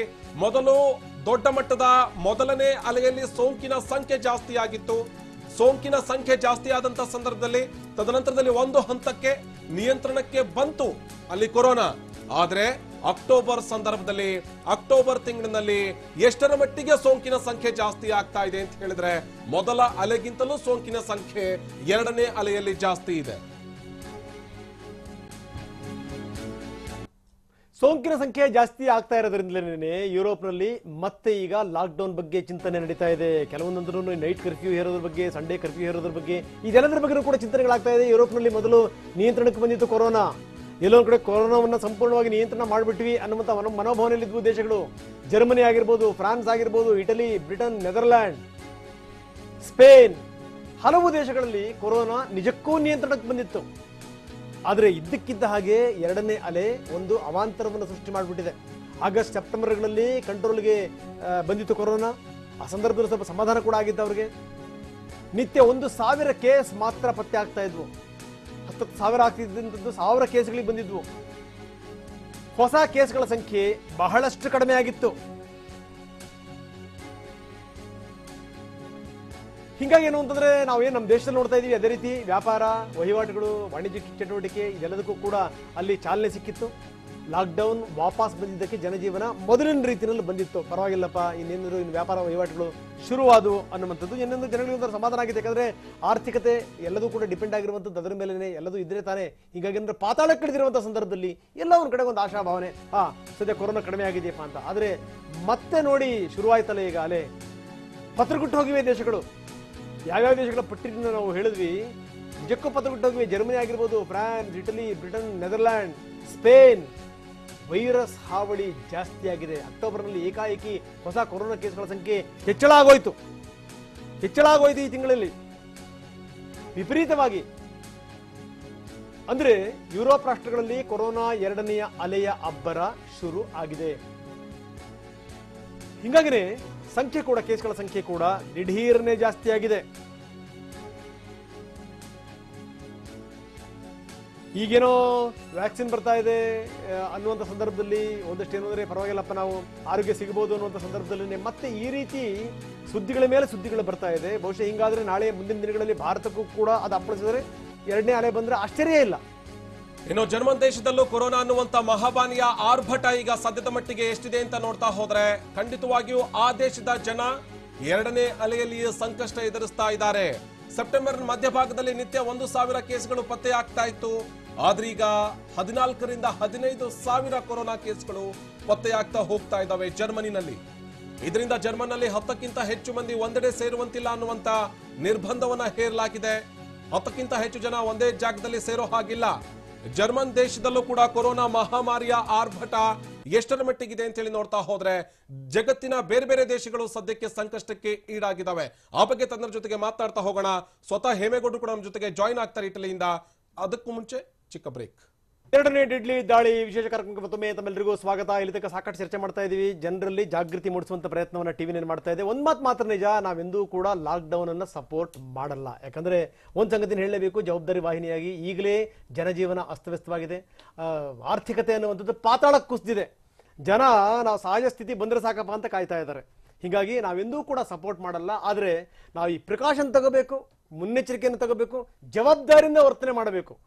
ಈ ಮುಖಾಂತರ ರೋಗವನ್ನು ತಡೆಗಟ್ಟಬಹುದು, ರೋಗವನ್ನು ದೂರ ಇಡಬಹುದು ಅನ್ನುವಂಥದ್ದು ವೈದ್ಯರು ಕೂಡ ತಜ್ಞರು ಕೂಡ ಅದೇ ಮಾತನ್ನು ಹೇಳ್ತಾ ಇದ್ದಾರೆ. ನಮ್ಮಲ್ಲಿರುವಂಥ ಜಾಗೃತಿ ಇದೆಯಲ್ಲ ಅದು ನಮ್ಮನ್ನು ಕಾಪಾಡುತ್ತೆ ಅಂತ. ಯಾಕಂದ್ರೆ ಇದೇ ರೀತಿ ದೇಶವನ್ನು ಮುಚ್ತಾ ಹೋಗ್ಬಿಟ್ರೆ ಆರ್ಥಿಕ ಸ್ಥಿತಿ ಏನಾಗಬೇಕು, ಸಾಮಾಜಿಕ ಸ್ಥಿತಿಗತಿಗಳು ಏನಾಗಬೇಕು, ಅದನ್ನು ಕೂಡ ದೃಷ್ಟಿಯಲ್ಲಿ ಇಟ್ಕೊಂಡೇ ಮಾತಾಡಬೇಕು. ಹಿಂಗಾಗಿ ಏನಂದ್ರೆ ನಮ್ಮಲ್ಲಿ ಜಾಗೃತಿ ಬಂದರೆ ಮಾತ್ರ ನಮ್ಮಲ್ಲಿ ಬದಲಾವಣೆ ಅನ್ನುವಂಥದ್ದು ಆಗಲಿಕ್ಕೆ ಸಾಧ್ಯ. ಸೊ ಈ ಸಂಗತಿನ ಹೇಳಲೇಬೇಕು. ಇದೆಲ್ಲದರ ಜೊತೆಗೆ ಇಟಾಲಿಯ ವಿವರಗಳನ್ನ ಕೊಡ್ತೀವಿ ನಾವು. ಬಹುಶಃ ಪ್ರಪಂಚದಲ್ಲಿ ಅತ್ಯಂತ ಹೆಚ್ಚು ಹಾನಿಗೊಳಗಾದಂಥ ಮೊದಲ ರಾಷ್ಟ್ರ ಅಂತಂದ್ರೆ ಅದು ಇಟಲಿ. ಅಕ್ಟೋಬರ್ ಮೊದಲ ವಾರದಲ್ಲಿ ನಿತ್ಯ 3,000 ಹೊಸ ಕೇಸ್ಗಳು ಪತ್ತೆ ಆಗ್ತಾ ಇತ್ತು. ಈಗ ಪ್ರತಿನಿತ್ಯ 20,000 ಹೊಸ ಕೇಸ್ ಪತ್ತೆ ಆಗ್ತಾ ಇದೆ. ಇಟಲಿಯ ಸ್ಥಿತಿ ಇದು. ಅಕ್ಟೋಬರ್ 25ರಿಂದ ಕಠಿಣ ನಿರ್ಬಂಧ ಮತ್ತೆ ಜಾರಿಯಾಗಿದೆ. ಏನ್ ಮಾಡ್ತೀರಿ?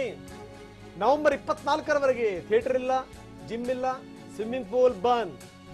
ಇಲ್ಲೆಲ್ಲ ಓಪನ್ ಆಗಿದೆ. ಮುಂದಿನ ದಿನಗಳಲ್ಲಿ ಬಂದಾದ್ರೂ ಕೂಡ ಆಶ್ಚರ್ಯ ಇಲ್ಲ. ಹಂಗಾಗಬಾರದು ಅನ್ನೋದಾದ್ರೆ ನೀವು ಜಾಗೃತರಾಗಬೇಕು. ತುರ್ತು ಸಂದರ್ಭ ಹೊರತುಪಡಿಸಿ ಜನ ಹೊರಗಡೆ ಬರಬಾರದು ಅಂತ ಸೂಚನೆಯನ್ನು ಕೊಡಲಾಗಿದೆ. ಎಮರ್ಜೆನ್ಸಿ ಬಿಟ್ಟು ಜನಗಳು ಹೊರಗಡೆ ಬರಂಗಿಲ್ಲ, ತಿರುಗಾಡಂಗಿಲ್ಲ. ಎಲ್ಲ ಸಭೆ ಸಮಾರಂಭ ಕಾರ್ಯಕ್ರಮಗಳು ಎಲ್ಲವಕ್ಕೂ ಕೂಡ ನಿಷೇಧ. ಇದು ಇಟಾಲಿಯ ಸ್ಥಿತಿ. ಬನ್ನಿ ಹಾಗಾದ್ರೆ ಹೇಮೇಗೌಡರು, ಆಗ ಸಂಪರ್ಕ ಸಾಧ್ಯ ಆಗಿರಲಿಲ್ಲ. ಹೇಮೇಗೌಡ್ರೆ, ಬಹುಶಃ ನನ್ನ ಧ್ವನಿ ಕೇಳ್ತಾ ಇದೆ ಅಂತ ನಾನು ಭಾವಿಸ್ತೀನಿ. ಹೇಮೇಗೌಡ್ರೆ, ಜಗತ್ತಲ್ಲಿ ಅತ್ಯಂತ ಹೆಚ್ಚು ಹಾನಿಗೊಳಗಾದಂತ ಮೊದಲ ರಾಷ್ಟ್ರ ಅಂತಂದ್ರೆ ಇಟಲಿ. ಎಷ್ಟರ ಮಟ್ಟಿಗೆ ಅಂದ್ರೆ ಜನಜೀವನ ಜರ್ಜರಿತಗೊಳ್ತು. ಇಡೀ ಆಡಳಿತವೇ ಕೈ ಎತ್ತಿ ನಿಂತು ಬಿಡ್ತು. ಆಳ್ವಿಕೆ ಮಾಡುವಂತವ್ರು ಕಣ್ಣೀರು ಹಾಕ್ಬಿಟ್ರು, ನಾವೇನು ಜನರನ್ನು ರಕ್ಷಣೆ ಮಾಡಕ್ ಆಗ್ತಿಲ್ವಲ್ಲಪ್ಪ, ಎಂತ ಒಂದು ಸ್ಥಿತಿ ಅಂತ ಸ್ಥಿತಿಗೆ ತಲುಪಿತ್ತು ಇಟಲಿ. ಆದ್ರೆ ಸ್ಥಿತಿಗತಿಗಳು ಮತ್ತೆ ಬದಲಾಯಿತು. ಈಗ ಮತ್ತೇನೋ ಇನ್ನೊಂದು ಹೊಸ ಅಲೆ ಶುರುವಾಗಿದೆ. ಮತ್ತೆ ಹೊಸ ಕಟ್ಟುನಿಟ್ಟಿನ ಕ್ರಮಗಳು ಕೂಡ ಜಾರಿಯಾಗಿದೆ ಅನ್ನುವಂಥದ್ದು ಬಹಳ ಕುತೂಹಲ ಇದೆ ನಿಮ್ಮ ಹತ್ರ ಕೇಳಕ್ಕೆ. ಈ ಮೊದಲು ಬಂದಂತ ಆರಂಭದ ಕೇಸ್ಗಳು, ಅದಾದ್ಮೇಲೆ ವಿಪರೀತವಾಗಿ ಕೇಸ್ಗಳು ಜಾಸ್ತಿ ಆಗಿದ್ದು, ಆ ಸ್ಥಿತಿಗತಿಗಳು ಅದನ್ನ ಹತ್ತಿರದಿಂದ ನೋಡಿದಿರಿ ನೀವು, ಏನಂತೀರಿ? ಇಲ್ಲ ಸರ್, ಮೊಟ್ಟ ಮೊದಲನಾಗೆ ನಿಮಗೆ ಮತ್ತೆ TV9 ಅವ್ರಿಗೆ ತುಂಬಾ ಧನ್ಯವಾದಗಳು. ಯಾಕಂದ್ರೆ ಫಸ್ಟ್ ಟೈಮ್ ಈ ಕೇಸಸ್ ಗಳಾದಾಗ ಅವಾಗ್ಲೂ ಸಮೇತ ನೀವು ಇದ್ರ ಮೇಲೆ ಬೆಳಕು ಚೆಲ್ಲಿದ್ರಿ. ಈಗ ಸಮೇತ ಸೆಕೆಂಡ್ ವೇವ್ ಆಗ್ತಾ ಇದೆ ಅನ್ನೋ ಬೇರೆ ಬೇರೆ ಅಂಶಗಳು ಇದ್ರೂ ಸಮೇತ ಇದ್ರ ಮೇಲೆ ಬೆಳಕು ಚೆಲ್ತಾ ಇದ್ದೀರಾ. ನಿಜವಾಗ್ಲೂ ಹೃತ್ಪೂರ್ವಕವಾದ ವಂದನೆಗಳು. ಮೊದಲನೇ ಕೇಸ್ಗಳಿಗಿಂತ ಈಗಿನ ಕೇಸ್ಗಳು ತುಂಬಾ ಅಂದ್ರೆ ಪಾಸಿಟಿವ್ ಕೇಸಸ್ ಡಬಲ್ ಆಗ್ತಾ ಇದೆ ಸರ್. ನಾವು ಮುಂಚೆ ಫಸ್ಟ್ ವೇವ್ ಅಲ್ಲಿ ಬಂದ್ಬಿಟ್ಟು ಬರೀ 10,000 ಕೇಸಸ್ ಆಗ್ತಾ ಇತ್ತು, ಬಟ್ ಡೆತ್ ರೇಟ್ ಜಾಸ್ತಿ ಇತ್ತು. ಬಟ್ ಇವಾಗ ಪಾಸಿಟಿವ್ ಕೇಸಸ್ ಡಬಲ್ ಆಗ್ತಾ ಇದೆ ಸರ್. ಇದು ನಿನ್ನೆ ನಮ್ಗೆ ಹೈಯೆಸ್ಟ್ ಆಗಿದೆ 25,000 ಆಗಿದೆ ಸರ್. ನಿನ್ನೆ 25,000 ಕೇಸಸ್ ಪರ್ ಡೇ ಆಗಿದೆ ಸರ್. ಬಟ್ ಡೆತ್ ರೇಟ್ ಕಡಿಮೆ ಇದೆ. ಬಟ್ ಆದ್ರೆ ಪೇಷಂಟ್ಸ್ಗಳದ್ದು ಇಂಟೇಕ್ ತುಂಬಾ ಆಗ್ತಾ ಇದೆ ಸರ್. ಅಡ್ಮಿಷನ್ಗಳು ತುಂಬಾ ಆಗ್ತಾ ಇದೆ. ತುಂಬಾ ಥ್ರೋಟ್ ಸ್ವಾಬ್ ಮಾಡ್ತಾ ಇದೀವಿ ನಾವು. ಪ್ರತಿ ಒಂದು ದಿವಸಕ್ಕೆ 1.5 ಲಕ್ಷದಿಂದ 2 ಲಕ್ಷ ಓನ್ಲಿ ಥ್ರೋಟ್ ಸ್ವಾಬ್ ಮಾಡ್ತಾ ಇದೀವಿ ಸರ್. ಸೊ ಅಂತೂ ಕೇಸ್ಗಳು ಕೂಡ ಜಾಸ್ತಿ ಆಗ್ತಾ ಇದೆ. ಈಗ ಮೊದಲಿಗೆ ಕಂಪೇರ್ ಮಾಡ್ಕೊಂಡ್ರೆ ಈಗ ನೀವು ಹೇಳೋ ಪ್ರಕಾರ ಕೇಸ್ಗಳ ಸಂಖ್ಯೆ ಜಾಸ್ತಿ ಆಗ್ತಾ ಇದೆ ಅಂತ ಈ ಜನರಲ್ಲಿ ಈ ಭಯ ಭೀತಿ ಮೊದಲು ಬಂದಂತ ಸಂದರ್ಭದಲ್ಲಿ ಇತ್ತಲ್ಲ ಅಷ್ಟಾಗಿ ಕಾಣ್ತಾ ಇದೆಯಾ ಇವಾಗ? ಇಲ್ಲ ಸರ್, ಅದು ಪ್ರಾಬ್ಲಮ್ ಆಗಿರೋದು ಸರ್. ನಾವು ಫಸ್ಟ್ ಇಲ್ಲಿ ಇಟಲಿಲಿ ಸ್ಟಾರ್ಟ್ ಆದಾಗ, ಚೈನಾ ಆದ್ಮೇಲೆ ಮೊದಲು ತತ್ತರಿಸಿದ್ದೆ ನಾವು. ಅವಾಗ ನಮ್ ಜನರಲ್ಲಿ ನೆಗ್ಲೆಕ್ಟ್ ಮಾಡಿ ಅವರು ಇದನ್ನ ಕೈ ಚೆಲ್ಲಿದ್ದಕ್ಕೆ ಇಷ್ಟೊಂದು ಮೈ ಮೇಲೆ ಹೇಳ್ಕೊಂಡಿದ್ದು. ಬಟ್ ಆಗಸ್ಟ್ ಮಂತ್ ಅಲ್ಲಿ, ಜುಲೈ ಆಗಸ್ಟ್ ಅಲ್ಲಿ ತುಂಬಾ ಅಂದ್ರೆ 200-300 ಕೇಸಸ್ ತನಕ ಆಗಿತ್ತು ಸರ್. ಬಟ್ ಜನಗಳು ಅದನ್ನೇ ಒಂದ್ ಇತ್ತುಕೊಂಡು ಕರೋನಾನೇ ಬಂದಿಲ್ಲ, ನಮ್ಗೆ ಏನೂ ಆಗಿಲ್ಲ ಅನ್ನಂಗೆ ಇಲ್ಲೆಲ್ಲ ವೆಕೇಶನ್ ಹೋದ್ರು ಸರ್ ಬೇರೆ ಕಡೆ. ಅಂದ್ರೆ ಆಗಸ್ಟ್ ಅಲ್ಲಿ ಸಮ್ಮರ್ ಇರುತ್ತೆ, ಹಾಗಾಗಿ ವೆಕೇಶನ್ ಹೋದ್ರು, ಬೀಚಸ್ ಗಳೆಲ್ಲ ಓಪನ್ ಮಾಡಿದ್ರು, ಥಿಯೇಟರ್ಸ್, ರೆಸ್ಟೋರೆಂಟ್ಸ್, ಹಾಗೆ ನೈಟ್ ಲೈಫ್ ಎಲ್ಲ ಓಪನ್ ಆಯ್ತು. ಹಾಗಾಗಿ ಇದು ಕೇಸಸ್ಗಳು ಜಾಸ್ತಿ ಆಗ್ತಾ ಬಂತು. ಅದ್ ಆಗಸ್ಟ್ ಆದ್ಮೇಲೆ ಸೆಪ್ಟೆಂಬರ್ ಅಲ್ಲಿ ಮತ್ತೊಂದು ದೊಡ್ಡ ಎಡವಟ್ ಮಾಡಿದ್ದು ಅಂದ್ರೆ ಸ್ಕೂಲ್ಸ್ ರೀಓಪನ್ ಮಾಡಿದ್ರು ಸರ್. ಸ್ಕೂಲ್ಸ್ ರೀಓಪನ್ ಮಾಡದ್ಮೇಲಿಂದ ಮಕ್ಳುಗಳಿಂದ ಪೇರೆಂಟ್ಸ್, ಹಾಗಾಗಿ ಅವಾಗೇನು ಸೆಪ್ಟೆಂಬರ್ ಅಲ್ಲಿ ಓಪನ್ ಮಾಡಿದ್ದು ನಾವು ಈಗ ಅದ್ರ ಪ್ರತಿಫಲ ನೋಡ್ತಾ ಇದೀವಿ ಸರ್. ಇದು ಇನ್ನೂ 3 ತಿಂಗಳು ಇರುತ್ತೆ ಸರ್ ನಮ್ಗೆ, ಯಾಕಂದ್ರೆ ನಮ್ಗೆ ಚಳಿಗಾಲ ಸ್ಟಾರ್ಟ್ ಆಯ್ತು ಸರ್. ಯಾಕಂದ್ರೆ ಲಾಸ್ಟ್ ಟೈಮು ಸಮೇತ ನಾವು ನವೆಂಬರ್ ಡಿಸೆಂಬರ್ ಅಲ್ಲಿ ತುಂಬಾ ಇದ್ ಮಾಡ್ಕೊಂಡು ಅಪ್ ಟು ಮಾರ್ಚ್ ಏಪ್ರಿಲ್ ತನಕ ನಾವು ಉಸಿರು ಕಟ್ಕೊಂಡು ಕೆಲಸ ಮಾಡಿದೀವಿ. ಹಾಗೆ ಇವಾಗ್ಲೂ ಸಮೇತ ಅದೇ ತರ ಆಗ್ತಾ ಇದೆ ಸರ್. ಬಟ್ ಒಂದು ದೇವ್ರದೇ ಏನಾಗ್ತಾ ಇದೆ ಅಂದ್ರೆ ಸರ್, ಡೆತ್ ರೇಟ್ ಕಡಿಮೆ ಇರ್ಬೋದು, ಬಟ್ ಪೇಷಂಟ್ಸ್ ಗಳಿಗೆ ಅವ್ರಿಗಿರೋ ಅಂತ ಇದು ಒಂದು ಬರೀ ಜಸ್ಟ್ ಕೊರೋನಾ ಬರೋದ್ರಿಂದ ಜಸ್ಟ್ ಬಂದ್ಬಿಡುತ್ತೆ ಹೋಗ್ಬಿಡುತ್ತೆ ಅಂತಲ್ಲ, ಈಗ ಅದ್ರ ಅಸೋಸಿಯೇಟೆಡ್ ಡಿಸಾರ್ಡರ್ಸ್ ಜಾಸ್ತಿ ಆಗ್ತದೆ. ಅಂದ್ರೆ ಇದರಿಂದ ನಿಮೋನಿಯಾ ಆಗ್ಲಿ, ಶ್ವಾಸಕೋಶ ಪ್ರಾಬ್ಲಮ್ ಆಗ್ಲಿ, ಅದು ಪರ್ಸಿಸ್ಟೆಂಟ್ ಆಗಿರುತ್ತೆ. ಅಂದ್ರೆ ಅದು ಕೆಲವೊಂದು ಪಳವಳಿಕೆಗಳನ್ನ ಬಿಟ್ಟು ಹೋಗ್ತಾ ಇದೆ. ಅದು ಇವ್ರಿಗೆ ಪೇಷಂಟ್ಗಳಿಗೆ ಮತ್ತೆ ಇನ್ಫೆಕ್ಟ್ ಆಗ್ತಾ ಇದಾರೆ ಸರ್. ಇನ್ಫೆಕ್ಟ್ ಆಗಿರೋರೇ ಸಮೇತ ಮತ್ತೆ ಇನ್ಫೆಕ್ಟ್ ಆಗ್ತಾ ಇದಾರೆ. ಹಾಗಾಗಿ ಇದು ಸೆಕೆಂಡ್ ವೇವ್ ಬಂದ್ಬಿಟ್ಟು ತುಂಬಾ ದೊಡ್ಡದಾಗಿ ಆವರಿಸ್ತಾ ಇದೆ. ಇದು ತುಂಬಾ ಜನಕ್ಕೆ ಪಾಸಿಟಿವ್ ಕೇಸಸ್ಗಳು ಜಾಸ್ತಿ ಆಗ್ತಾ ಇರೋದ್ರಿಂದ ಅವ್ರದ್ದು ಇಮ್ಯುನಿಟಿ ಪವರ್ ಕಡಿಮೆ ಆಗ್ತಾ ಇದೆ ಸರ್. ಓಕೆ ಹೇಮೇಗೌಡ್ರೆ, ಮತ್ತೆ ನಿಮ್ಮನ್ನ ಸಂಪರ್ಕಿಸ್ತೀವಿ. ಇಲ್ಲಿ ತಜ್ಞರು ಕೂಡ ಹೇಳ್ತಾ ಇರುವಂತಹ ಮಾತು, ಎಚ್ಚರಿಕೆಯಿಂದ ಇರೋದು ತುಂಬಾ ಒಳ್ಳೆಯದು. ಲಾಕ್ ಡೌನ್ ಅನ್ನುವಂಥದ್ದು ಬೇರೆ ರಾಷ್ಟ್ರಗಳಲ್ಲಿ ಶುರುವಾಗಿದೆ, ಅಂಥದ್ದೊಂದು ಪರಿಸ್ಥಿತಿ ಕರ್ನಾಟಕ ಭಾರತಕ್ಕೆ ಬರಬಾರ್ದು ಅನ್ನೋದಾದ್ರೆ ಖಂಡಿತವಾಗಿಯೂ ಕೂಡ ನಾವು ಈ ಹಿಂದೆ ಎಚ್ಚರಿಕೆಯನ್ನು ವಹಿಸ್ತಾ ಇದ್ವಲ್ಲ, ಅದಕ್ಕಿಂತ ಹೆಚ್ಚಿನ ಎಚ್ಚರಿಕೆಯನ್ನು ವಹಿಸಬೇಕಾದಂತ ಅನಿವಾರ್ಯತೆ ಇದೆ. ಚರ್ಚೆ ಮುಂದುವರಿಸೋಣ ಚಿಕ್ಕ ಬ್ರೇಕ್ ಆದ್ಮೇಲೆ. 2ನೇ ಡೆಡ್ಲಿ ದಾಳಿ ವಿಶೇಷ ಕಾರ್ಯಕ್ರಮಕ್ಕೆ ಮತ್ತೆ ಸ್ವಾಗತ. ಬೇರೆ ದೇಶಗಳಲ್ಲಿ, ಪ್ರಪಂಚದ ಇತರೆ ರಾಷ್ಟ್ರಗಳಲ್ಲಿ ಈಗಾಗಲೇ ಲಾಕ್ಡೌನ್ ಹೇರಿಕೆ ಮಾಡುವಂತಹ ಸಂದರ್ಭ ಉದ್ಭವಿಸಿದೆ. ಕರ್ನಾಟಕದಲ್ಲೂ ಅಥವಾ ಭಾರತದಲ್ಲೂ ಅದೇ ನಿಟ್ಟಿನಲ್ಲಿ 2ನೇ ಅಲೆಯ ಸಂದರ್ಭದಲ್ಲಿ ಲಾಕ್ಡೌನ್ ಆಗುತ್ತಾ, ಇಂಥದ್ದೊಂದು ಸಂಕಷ್ಟಕ್ಕೆ ಮತ್ತೆ ದೇಶ ಎದುರಾಗುತ್ತಾ ಅನ್ನುವಂತಹ ಅನುಮಾನ ಕಾಡ್ತಾ ಇದೆ. ಇನ್ನು ಇಂಗ್ಲೆಂಡ್ನ ವಿಚಾರವನ್ನ ನೋಡ್ತಾ ಹೋದ್ರೆ, ಇಂಗ್ಲೆಂಡ್ನ ಕೆಲವೆಡೆ ಮತ್ತೆ ಕಠಿಣ ನಿಯಮಗಳನ್ನ ಜಾರಿ ಮಾಡಲಾಗಿದೆ. ಸಾಕಷ್ಟು ವಿಚಾರವನ್ನ ನೋಡ್ತಾ ಇದ್ವಿ. ಮ್ಯಾಂಚೆಸ್ಟರ್, ಲಿವರ್ಪೂಲ್, ಸೌತ್ ಯಾರ್ಕ್ಷೈರ್ ನಲ್ಲಿ ನಿರ್ಬಂಧವನ್ನ ಹೇರಲಾಗಿದೆ. ಅಲ್ಲಿ ಬೇರೆ ರೀತಿಯಾದಂತಹ ನಿರ್ಬಂಧಗಳನ್ನ ಹೇರಲಾಗಿದೆ. ಅಕ್ಟೋಬರ್ 17ರಿಂದ ಬ್ರಿಟನ್ನ ಹಲವೆಡೆ ಕೊರೋನಾ ಹೈ ಅಲರ್ಟ್ ಅನ್ನ ಘೋಷಣೆ ಮಾಡಲಾಗಿದೆ. ಇನ್ನು ಸೆಪ್ಟೆಂಬರ್ ಮಧ್ಯಭಾಗದಲ್ಲಿ ನಿತ್ಯ 3 ರಿಂದ 4 ಸಾವಿರ ಹೊಸ ಕೇಸ್ ಪತ್ತೆ ಆಗ್ತಾ ಇತ್ತು. ಆದ್ರೆ ಈಗ ಆ ಕೇಸ್ಗಳ ಸಂಖ್ಯೆ ಡಬಲ್ ಆಗ್ತಾ ಇದೆ. ಪ್ರತಿನಿತ್ಯ 10 ರಿಂದ 15 ಸಾವಿರ ಕೇಸಸ್ಗಳು ಬರ್ತಾ ಇದಾವೆ. ಮತ್ತಷ್ಟು ಮಾಹಿತಿ ಕೊಡ್ತಾರೆ ನಮ್ಮ ಪ್ರತಿನಿಧಿ ಚಂದ್ರಮೋಹನ್ ನೇರ ಸಂಪರ್ಕದಲ್ಲಿ ಜಾಯ್ನ್ ಆಗಿದ್ದಾರೆ. ಚಂದ್ರಮೋಹನ್, ಗಮನಿಸ್ತಾ ಇದ್ವಿ, ಭಾರತ ಸೇರಿದಂತೆ ಭಾರತ ಸದ್ಯದ ಮಟ್ಟಿಗೆ ಮೊದಲನೇ ಅಲೆ ಅಂತ್ಯ ಆಗ್ತಾ ಇದೆ ಎನ್ನುವಂತ ಮುನ್ಸೂಚನೆ ಸಿಗ್ತಾ ಇದೆ. ಆದ್ರೆ ಪ್ರಪಂಚದ ಇತರೆ ರಾಷ್ಟ್ರಗಳಲ್ಲಿ ಈಗಾಗಲೇ 2ನೇ ಅಲೆಯ ದಾಳಿಯಾಗಿದೆ. ಅದರ ಜೊತೆಗೆ ಲಾಕ್ಡೌನ್ ಹೇರುವಂತ ಪ್ರಸಂಗ ಕೂಡ ಉದ್ಭವ ಆಗಿದೆ. ಚಂದ್ರಮೋಹನ್. ಹೌದು ಆನಂದ್, ಈಗಾಗಲೇ ಯುರೋಪ್ನ ಪ್ರಮುಖ ರಾಷ್ಟ್ರಗಳಲ್ಲಿ ಕೊರೋನಾ ವೈರಸ್ನ ಮೊದಲ ಅಲೆ ಮುಕ್ತಾಯವಾಗಿದೆ. ಈಗಾಗಲೇ ಯುರೋಪ್ನ ಪ್ರಮುಖ ರಾಷ್ಟ್ರಗಳಲ್ಲೇ ಕೊರೋನಾ ವೈರಸ್ನ 2ನೇ ಅಲೆಯ ಅಟ್ಟಹಾಸ ಮೆರೀತಾ ಇದೆ. ಈ 2ನೇ ಅಲೆನಲ್ಲೇ ಯುರೋಪ್ನ ಪ್ರಮುಖ ರಾಷ್ಟ್ರಗಳಲ್ಲೇ ಅತಿ ಹೆಚ್ಚು ಕೊರೋನಾ ವೈರಸ್ನ ಪಾಸಿಟಿವ್ ಪ್ರಕರಣಗಳು ಪತ್ತೆ ಆಗ್ತವೆ. ಈ ಮೊದಲು ಮುಖ್ಯವಾಗಿ ಆಗಸ್ಟ್ ಮತ್ತು ಸೆಪ್ಟೆಂಬರ್ ತಿಂಗಳಲ್ಲಿ ಯುರೋಪ್ನ ಪ್ರಮುಖ ರಾಷ್ಟ್ರಗಳಲ್ಲೇ ಕೊರೋನಾ ವೈರಸ್ನ ಪಾಸಿಟಿವ್ ಪ್ರಕರಣಗಳ ಸಂಖ್ಯೆ ಕಡಿಮೆ ಆಗಿತ್ತು. ಇದರಿಂದಾಗಿ ಲಾಕ್ಡೌನು ಮತ್ತು ಕಠಿಣ ನಿರ್ಬಂಧಗಳನ್ನು ಸಡಿಲಗೊಳಿಸಲಾಗಿತ್ತು.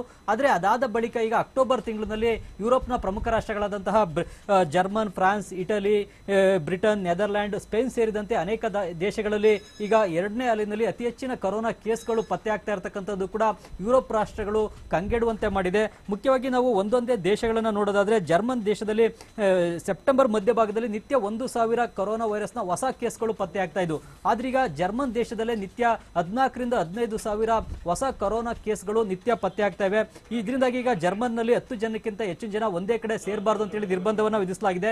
ಬ್ರಿಟನ್ನಲ್ಲೂ ಕೂಡ ಪರಿಸ್ಥಿತಿ ಇದೇ ರೀತಿಯಾಗಿದೆ. ಮುಖ್ಯವಾಗಿ ಬ್ರಿಟನ್ ದೇಶದಲ್ಲಿ ಸೆಪ್ಟೆಂಬರ್ನ ಮಧ್ಯಭಾಗದಲ್ಲಿ ನಿತ್ಯ 3,000 ರಿಂದ 4,000 ಹೊಸ ಕೇಸ್ಗಳು ಮಾತ್ರ ಪತ್ತೆ ಆಗ್ತಾ ಇದ್ವು. ಆದ್ರೀಗ ಬ್ರಿಟನ್ ದೇಶದಲ್ಲಿ ನಿತ್ಯ 20,000 ಹೊಸ ಕೊರೋನಾ ಕೇಸ್ಗಳು ಪತ್ತೆ ಆಗ್ತವೆ. ಇದರಿಂದಾಗಿ ಈಗ ಬ್ರಿಟನ್ ದೇಶದ ಅನೇಕ ಭಾಗಗಳಲ್ಲಿ ಮತ್ತೆ ಲಾಕ್ಡೌನ್ ನಿಯಮಗಳನ್ನ ಕಟ್ಟುನಿಟ್ಟಾಗಿ ಜಾರಿಗೊಳಿಸಲಾಗ್ತಾ ಇದೆ.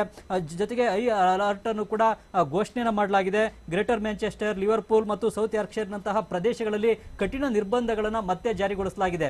ಬ್ರಿಟನ್ನ ಪ್ರಧಾನಿ ಬೋರಿಸ್ ಜಾನ್ಸನ್ ಅವರ ಮೇಲೆ ನಿರ್ಬಂಧಗಳನ್ನು ಜಾರಿಗೊಳಿಸಿದ ವಿರುದ್ಧ ಅಲ್ಲಿನ ಜನರೇ ಅಸಮಾಧಾನವನ್ನು ಕೂಡ ವ್ಯಕ್ತಪಡಿಸ್ತಾ ಇದ್ದಾರೆ. ಇದರಿಂದಾಗಿ ಈಗ ಅಲ್ಲಿ ಸಾಕಷ್ಟು ಸಮಸ್ಯೆಗಳು ಬ್ರಿಟನ್ ನಲ್ಲಿ ಎದುರಾಗಿವೆ. ಮತ್ತು ಇಟಲಿನಲ್ಲೂ ಕೂಡ ಈಗ ಪರಿಸ್ಥಿತಿ ಇದೇ ರೀತಿಯಾಗಿದೆ. ಇಟಲಿನಲ್ಲಿ ಈಗ ಮೊದಲ ಅಲೆಯಲ್ಲಿ ಅತಿ ಹೆಚ್ಚಿನ ಕೇಸ್ಗಳು ಪತ್ತೆಯಾಗಿದ್ವು. ಅದಾದ ಬಳಿಕ ಇಟಲಿನಲ್ಲೂ ಕೂಡ ಕೊರೋನಾ ಕೇಸ್ ನಿಯಂತ್ರಣಕ್ಕೆ ಬಂದಿದ್ವು. ಆದ್ರೀಗ ಎರಡನೇ ಅಲೆಯಲ್ಲೂ ಕೂಡ ಈಗ ನಿತ್ಯ 20,000 ಹೊಸ ಕೊರೋನಾ ಕೇಸ್ಗಳು ಕೂಡ ಇಟಲಿ ದೇಶದಲ್ಲೂ ಕೂಡ ಪತ್ತೆ ಆಗ್ತವೆ. ಸ್ಪೇನ್ ದೇಶದಲ್ಲಿ ಮತ್ತೆ ಎಮರ್ಜೆನ್ಸಿಯನ್ನು ಘೋಷಣೆ ಮಾಡಲಾಗಿದೆ.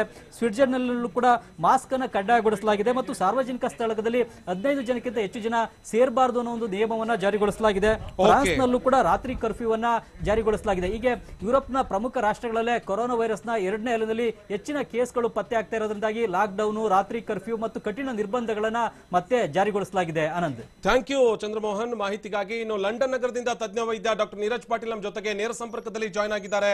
ನಮಸ್ಕಾರ ಡಾಕ್ಟರ್. ಯಾಕೆಂದ್ರೆ ಗಮನಿಸ್ತಾ ಇದ್ವಿ ಯುಕೆ ನಲ್ಲಿ ಎರಡನೇ ಅಲೆ ಶುರುವಾಗಿದೆ. ಆ ಎರಡನೇ ಅಲೆ ಸಾಕಷ್ಟು ಮಟ್ಟದಲ್ಲಿ ಅಲ್ಲಿ ಸಂಕಷ್ಟ ಕೊಡ್ತಾ ಇದೆ. ಅದರ ಜೊತೆಗೆ ಗಮನಿಸ್ತಾ ಇದ್ವಿ ಸೋಂಕಿತರ ಸಂಖ್ಯೆಯು ಕೂಡ ಜಾಸ್ತಿ ಆಗ್ತಾ ಇದೆ. ಇಲ್ಲಿ ಜೊತೆಗೆ ಬೆಡ್ ಸಿಗ್ತಾ ಇಲ್ಲ, ಅಂತಹ ಪರಿಸ್ಥಿತಿ ನಿರ್ಮಾಣ ಆಗಿದೆ ಅನ್ನುವಂತ ಮಾತುಗಳಿದೆ. ಯಾವ ರೀತಿಯಾದಂತಹ ಪರಿಸ್ಥಿತಿ ಇದೆ? ಎರಡನೇ ಅಲೆ ಶುರುವಾಗಿದೆ ಅಲ್ವಾ? ಅಲ್ಲಿ ಎಷ್ಟರ ಮಟ್ಟಿಗೆ ಪಾಸಿಟಿವ್ ಸಂಖ್ಯೆಗಳು ಜಾಸ್ತಿ ಬರ್ತಾ ಇದೆ ಡಾಕ್ಟರ್? ನೋಡಿ, ಎರಡನೇ ಅಲೆ ಸ್ಟಾರ್ಟ್ ಆಗಿದೆ. ಎರಡನೇ ಅಲೆಯದಿಂದ ಇವತ್ತು 367 ಜನ ತೀರ್ಕೊಂಡಿದ್ದಾರೆ. ಹಾಗೂ 22,000 ಜನರಿಗೆ ಇವತ್ತು ಇನ್ಫೆಕ್ಷನ್, ನಮ್ಮ ಕೇಸಸ್ ಜಾಸ್ತಿ ರಿಪೋರ್ಟ್ ಆಗಿದೆ. ಸೊ ಈಗ ಯುಕೆ ಅಲ್ಲಿ ಎರಡನೇ ಅಲೆ ಬರೋದ್ರಿಂದ ಬಹಳಷ್ಟು ಕಡೆ ಟೈರ್ 2 ಮತ್ತು ಟೈರ್ 3 ರಿಸ್ಟ್ರಿಕ್ಷನ್ಸ್ ಹಾಕಲಾಗಿದೆ. ಈ ಟೈರ್ 2 ಮತ್ತೆ ಟೈರ್ 3 ರಿಸ್ಟ್ರಿಕ್ಷನ್ ಅಂದ್ರೆ ಸ್ವಲ್ಪ ಎಕ್ಸ್ಪ್ಲೇನ್ ಮಾಡ್ತೀರಾ? ಅದು ಟೈರ್ 2 ಮತ್ತೆ ಟೈರ್ 3 ರಿಸ್ಟ್ರಿಕ್ಷನ್ ಅಂದ್ರೆ ಏನಿರುತ್ತೆ, ಯಾವುದಕ್ಕೆಲ್ಲ ನಿರ್ಬಂಧ ಇರುತ್ತೆ, ಯಾವುದಕ್ಕೆಲ್ಲ ಅವಕಾಶ ಇದೆ ಅಂತ ಹೇಳಿ? ಅಂದ್ರೆ ಈಗ ನೋಡಿ, ಈ ಕೊರೋನಾ ಏನಿದೆಯಲ್ಲ ಎಲ್ಲ ಕಡೆ ಕೆಲವೊಂದ್ ಕಡೆ ತುಂಬಾ ಜಾಸ್ತಿ ಇದೆ, ಕೆಲವೊಂದ್ ಕಡೆ ಅಷ್ಟಕ್ಕಷ್ಟೇ ಇದೆ. ಎಲ್ಲಿ ತುಂಬಾ ಜಾಸ್ತಿ ಇದೆಯಲ್ಲ ಅಲ್ಲಿ ಟೋಟಲ್ ಲಾಕ್ಡೌನ್ ಇದೆ. ಅಂದ್ರೆ ಎಲ್ಲ ಜನರು ಎಲ್ಲಿ ಹೊರಗೆ ಹೋಗುವಂಗಿಲ್ಲ, ನಿಮ್ ಮನೆಗೆ ಯಾರು ಬರುವಂಗಿಲ್ಲ, ಏನು ಇವೆಂಟ್ಸ್ ಆಗುವಂಗಿಲ್ಲ, ಆಮೇಲೆ ಪಬ್ಸು ಎಲ್ಲ ಬಂದ್ ಆಗ್ಬೇಕು. ಈ ತರ ಅಂದ್ರೆ ರಿಜಿಡ್ ರಿಸ್ಟ್ರಿಕ್ಷನ್ಸ್ ಏನಿದೆ, ಎಲ್ಲಿ ಕೋವಿಡ್-19 ತುಂಬಾ ಹರಡ್ತಾ ಇದೆಯಲ್ಲ ಅಲ್ಲಿ ತುಂಬಾ ರಿಜಿಡ್ ರಿಸ್ಟ್ರಿಕ್ಷನ್ಸ್ ಇದೆ. ಎಲ್ಲಿ ಅಷ್ಟೊಂದು ಹರಡ್ತಾ ಇಲ್ಲ ಅಲ್ಲಿ ಸ್ವಲ್ಪ ಕಮ್ಮಿ ರಿಸ್ಟ್ರಿಕ್ಷನ್ಸ್ ಇದೆ. ಈಗ ಲಂಡನ್ ಇದೆಯಲ್ಲ, ಲಂಡನ್ ಅಲ್ಲಿ ಟೈರ್ 2 ರಿಸ್ಟ್ರಿಕ್ಷನ್ಸ್ ಇದೆ, ಲಿವರ್ಪೂಲ್ ಅಲ್ಲಿ ಟೈರ್ 3 ರಿಸ್ಟ್ರಿಕ್ಷನ್ಸ್ ಇದೆ. ಇದ್ರ ಮೀನಿಂಗ್ ಡಿಫರೆನ್ಸ್ ಏನಂತಂದ್ರೆ, ಈಗ ಟೈರ್ 3 ರಿಸ್ಟ್ರಿಕ್ಷನ್ ಅಲ್ಲಿ ಪಬ್, ಕ್ಲಬ್, ಹೋಟೆಲ್ಸ್ ಎಲ್ಲ ಬಂದಿದೆ.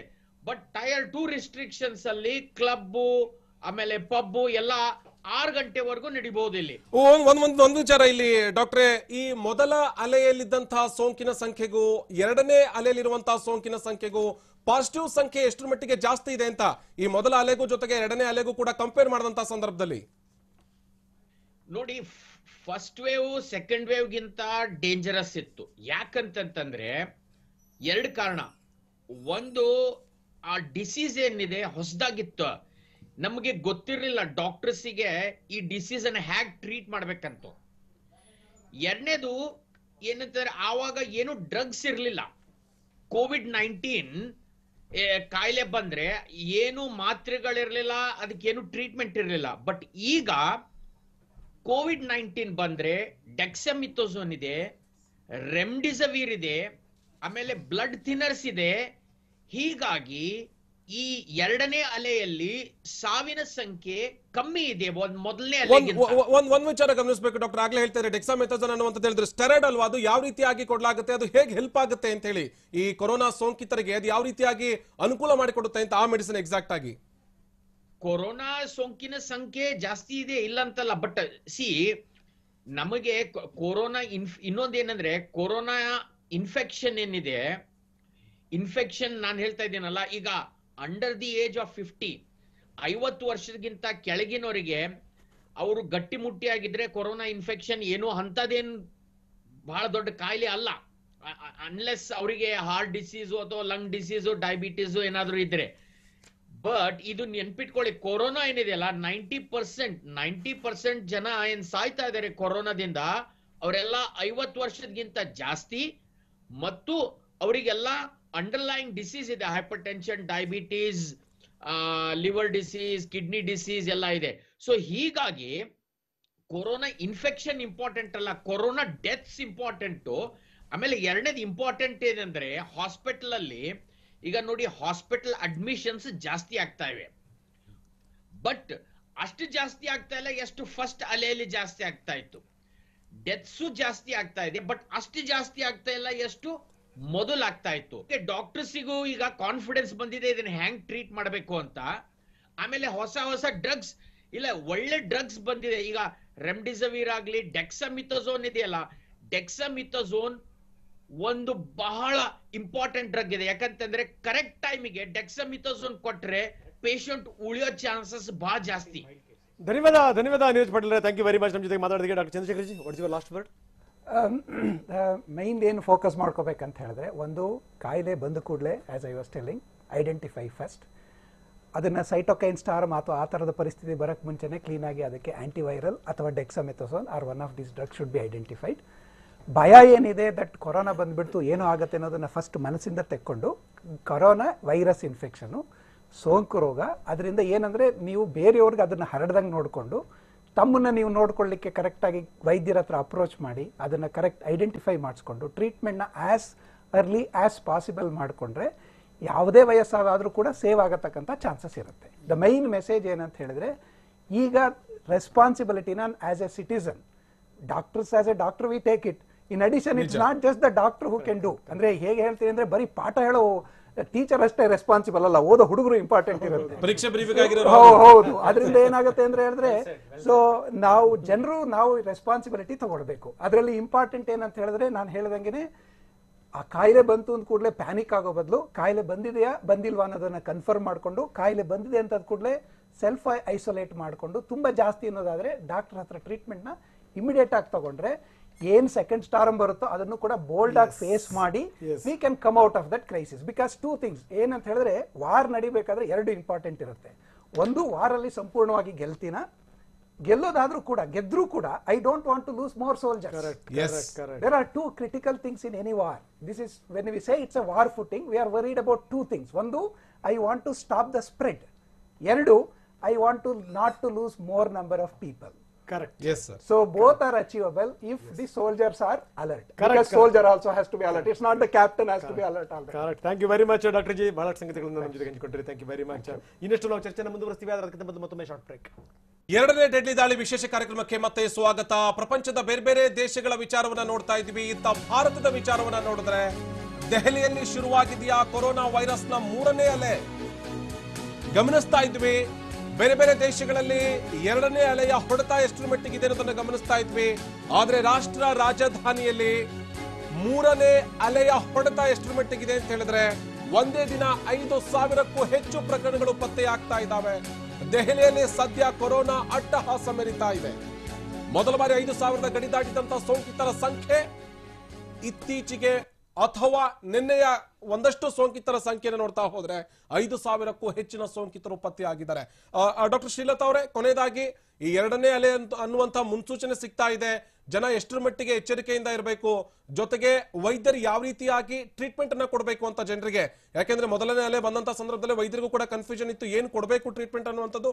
ಆದ್ರೆ ಈಗ ಚಿಕಿತ್ಸೆ ಕೊಡುವಂತ ವಿಧಾನ ಬದಲಾಗಿದೆ, ಒಂದಷ್ಟು ಮೆಡಿಸಿನ್ ಕೂಡ ಸಿಗ್ತಾ ಇದೆ ಕೊರೋನಾಗೆ ಅಥವಾ ಸಿಂಪ್ಟಮ್ ಬೇಸ್ಡ್ ಟ್ರೀಟ್ಮೆಂಟ್ ಕೊಡೋದಕ್ಕೆ ಅಂತೇಳಿ. ಕೊನೆಯದಾಗಿ ಏನ್ ಹೇಳ್ತೀರಿ ಅಂತ ಚಿಕ್ಕದಾಗಿ? ಓಕೆ, ಕೊನೆಯದಾಗಿ ನಾನೇನು ಹೇಳಲಿಕ್ಕೆ ಇಷ್ಟಪಡ್ತೀನಿ ಅಂದರೆ, ಫಸ್ಟು ಪ್ರಿವೆನ್ಷನ್. ತುಂಬ ಜನ ಮಾಸ್ಕ್ ಹಾಕೊಳ್ಳೋದು, ಇಲ್ಲ ಡಿಸ್ಟೆನ್ಸಿಂಗ್, ಸೋಷಿಯಲ್ ಡಿಸ್ಟೆನ್ಸಿಂಗ್ ಏನು ಹೇಳ್ತೀವಿ ಅದು, ಮತ್ತು ಹ್ಯಾಂಡ್ ವಾಶ್ ಮಾಡೋದು ತುಂಬ ಜನ ಕಮ್ಮಿ ಮಾಡ್ತಾ ಇದ್ದಾರೆ. ಕಂಪೇರ್ ಟು ಏನು ನಾವು ಫೆಬ್ರವರಿ ಮಾರ್ಚಲ್ಲಿ ನೋಡ್ತಾ ಇದ್ವಿ, ಲಾಕ್ಡೌನ್ ಟೈಮಲ್ಲಿ ಎಷ್ಟು ಪ್ರಿಕಾಷನ್ಸ್ ತಗೋತಾ ಇದ್ರು, ಅದು ಈಗ ಮಾಡ್ತಾ ಇಲ್ಲ. ಸೊ ಅದನ್ನು ಕಂಟಿನ್ಯೂ ಮಾಡಬೇಕು. ಸೇಮ್ ಏನು ಅವಾಗಿತ್ತು ಅದೇ ಥರ ಈಗೂ ಅವರು ಕಂಟಿನ್ಯೂ ಮಾಡಬೇಕು. ಮತ್ತೆ ಇನ್ನೊಂದೇನು ಮಾತಂದ್ರೆ, ಮಾಸ್ಕ್ ಅನ್ನ ಹೇಗೆ ಹಾಕೋಬೇಕು, ಹೇಗೆ ನಾವು ಸ್ಯಾನಿಟೈಸ್ ಮಾಡಬೇಕು, ಅದು ತುಂಬಾ ಇಂಪಾರ್ಟೆಂಟು.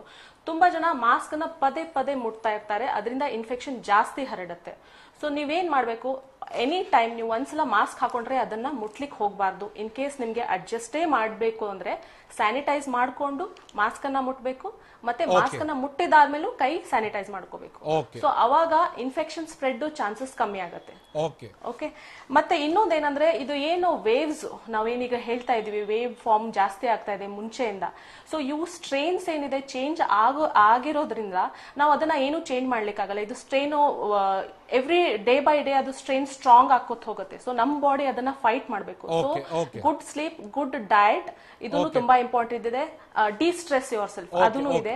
ಮೆಡಿಟೇಷನ್, ಯೋಗ ಮತ್ತೆ ಇವೆಲ್ಲ ಲೈಫ್ ಸ್ಟೈಲ್ ಮಾಡಿಫಿಕೇಶನ್ ಇನ್ಕ್ಲೂಡ್ ಮಾಡ್ಬೇಕಾಗತ್ತೆ. ಹಾಗಂತ ನಿಮ್ಗೆ ವೈರಸ್ ಬರಲ್ಲ ಅಂತ ಆತರ ಹೇಳಲಿಕ್ಕಾಗಲ್ಲ. ಸೊ ನೀವು ಥ್ಯಾಂಕ್ ಯು ಮೇಡಮ್. ಇಷ್ಟೊತ್ತು ಟ್ರೈನ್ ಜೊತೆ ಜಾಯ್ನ್ ಆಗಿ ಸಾಕಷ್ಟು ಅಭಿಪ್ರಾಯ ಹಂಚ್ಕೊಂಡ್ರಿ. ಡಾಕ್ಟರ್ ಚೇತನ್ ಅವರೇ ಏನ್ ಹೇಳ್ತೀರಿ ಅಂತ, ಜನ ಎಷ್ಟರ ಮಟ್ಟಿಗೆ ಎಚ್ಚರವಾಗಿರ್ಬೇಕು, ಎರಡನೇ ಅಲೆ ಬರುತ್ತೆ ಅನ್ನೋದಾದ್ರೆ ಎಷ್ಟರ ಮಟ್ಟಿಗೆ ನಾವು ಪ್ರಿಪೇರ್ ಆಗಿರ್ಬೇಕು ಅಂತ ಸಂಕ್ಷಿಪ್ತವಾಗಿ? ಸೊ ಸೈಂಟಿಫಿಕ್ ಅಪ್ರೋಚ್, ವೈಜ್ಞಾನಿಕವಾಗಿ ಎದುರಿಸೋಣ.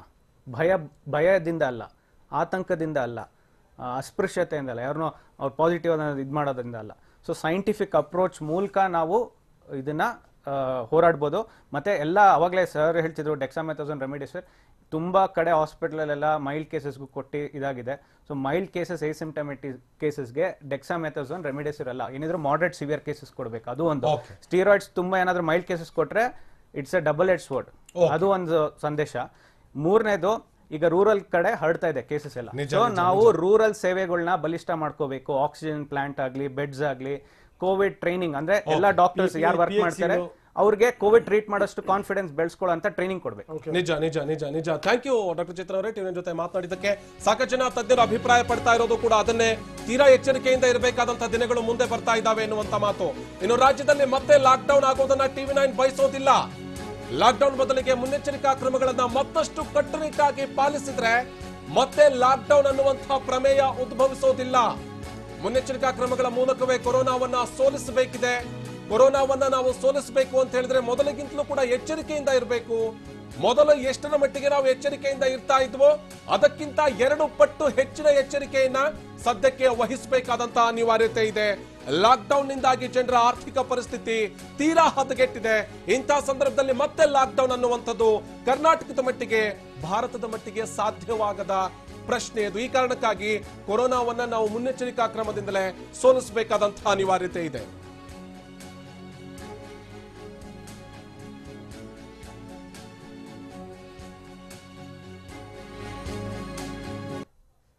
ಎರಡನೇ ಅಲೆ ಬಂದು ಮತ್ತಷ್ಟು ಜರ್ಜರಿತಗೊಳಿಸಿ ಮತ್ತಷ್ಟು ಸಂಕಷ್ಟಕ್ಕೆ ನಾವು ಈಡಾಗಬಾರದು ಅನ್ನೋದಾದರೆ ನಮ್ಮ ಜಾಗೃತಿ ಮಾತ್ರ ನಮ್ಮನ್ನ ಕಾಪಾಡುತ್ತೆ ಅಂತ ಹೇಳ್ತಾ ಇವತ್ತಿನ ಚರ್ಚೆನ ಮುಗಿಸ್ತಾ ಇದೀವಿ. ನಿರಂತರ ಸುದ್ದಿಗಾಗಿ ನೋಡ್ತಾ ಇರಿ TV9.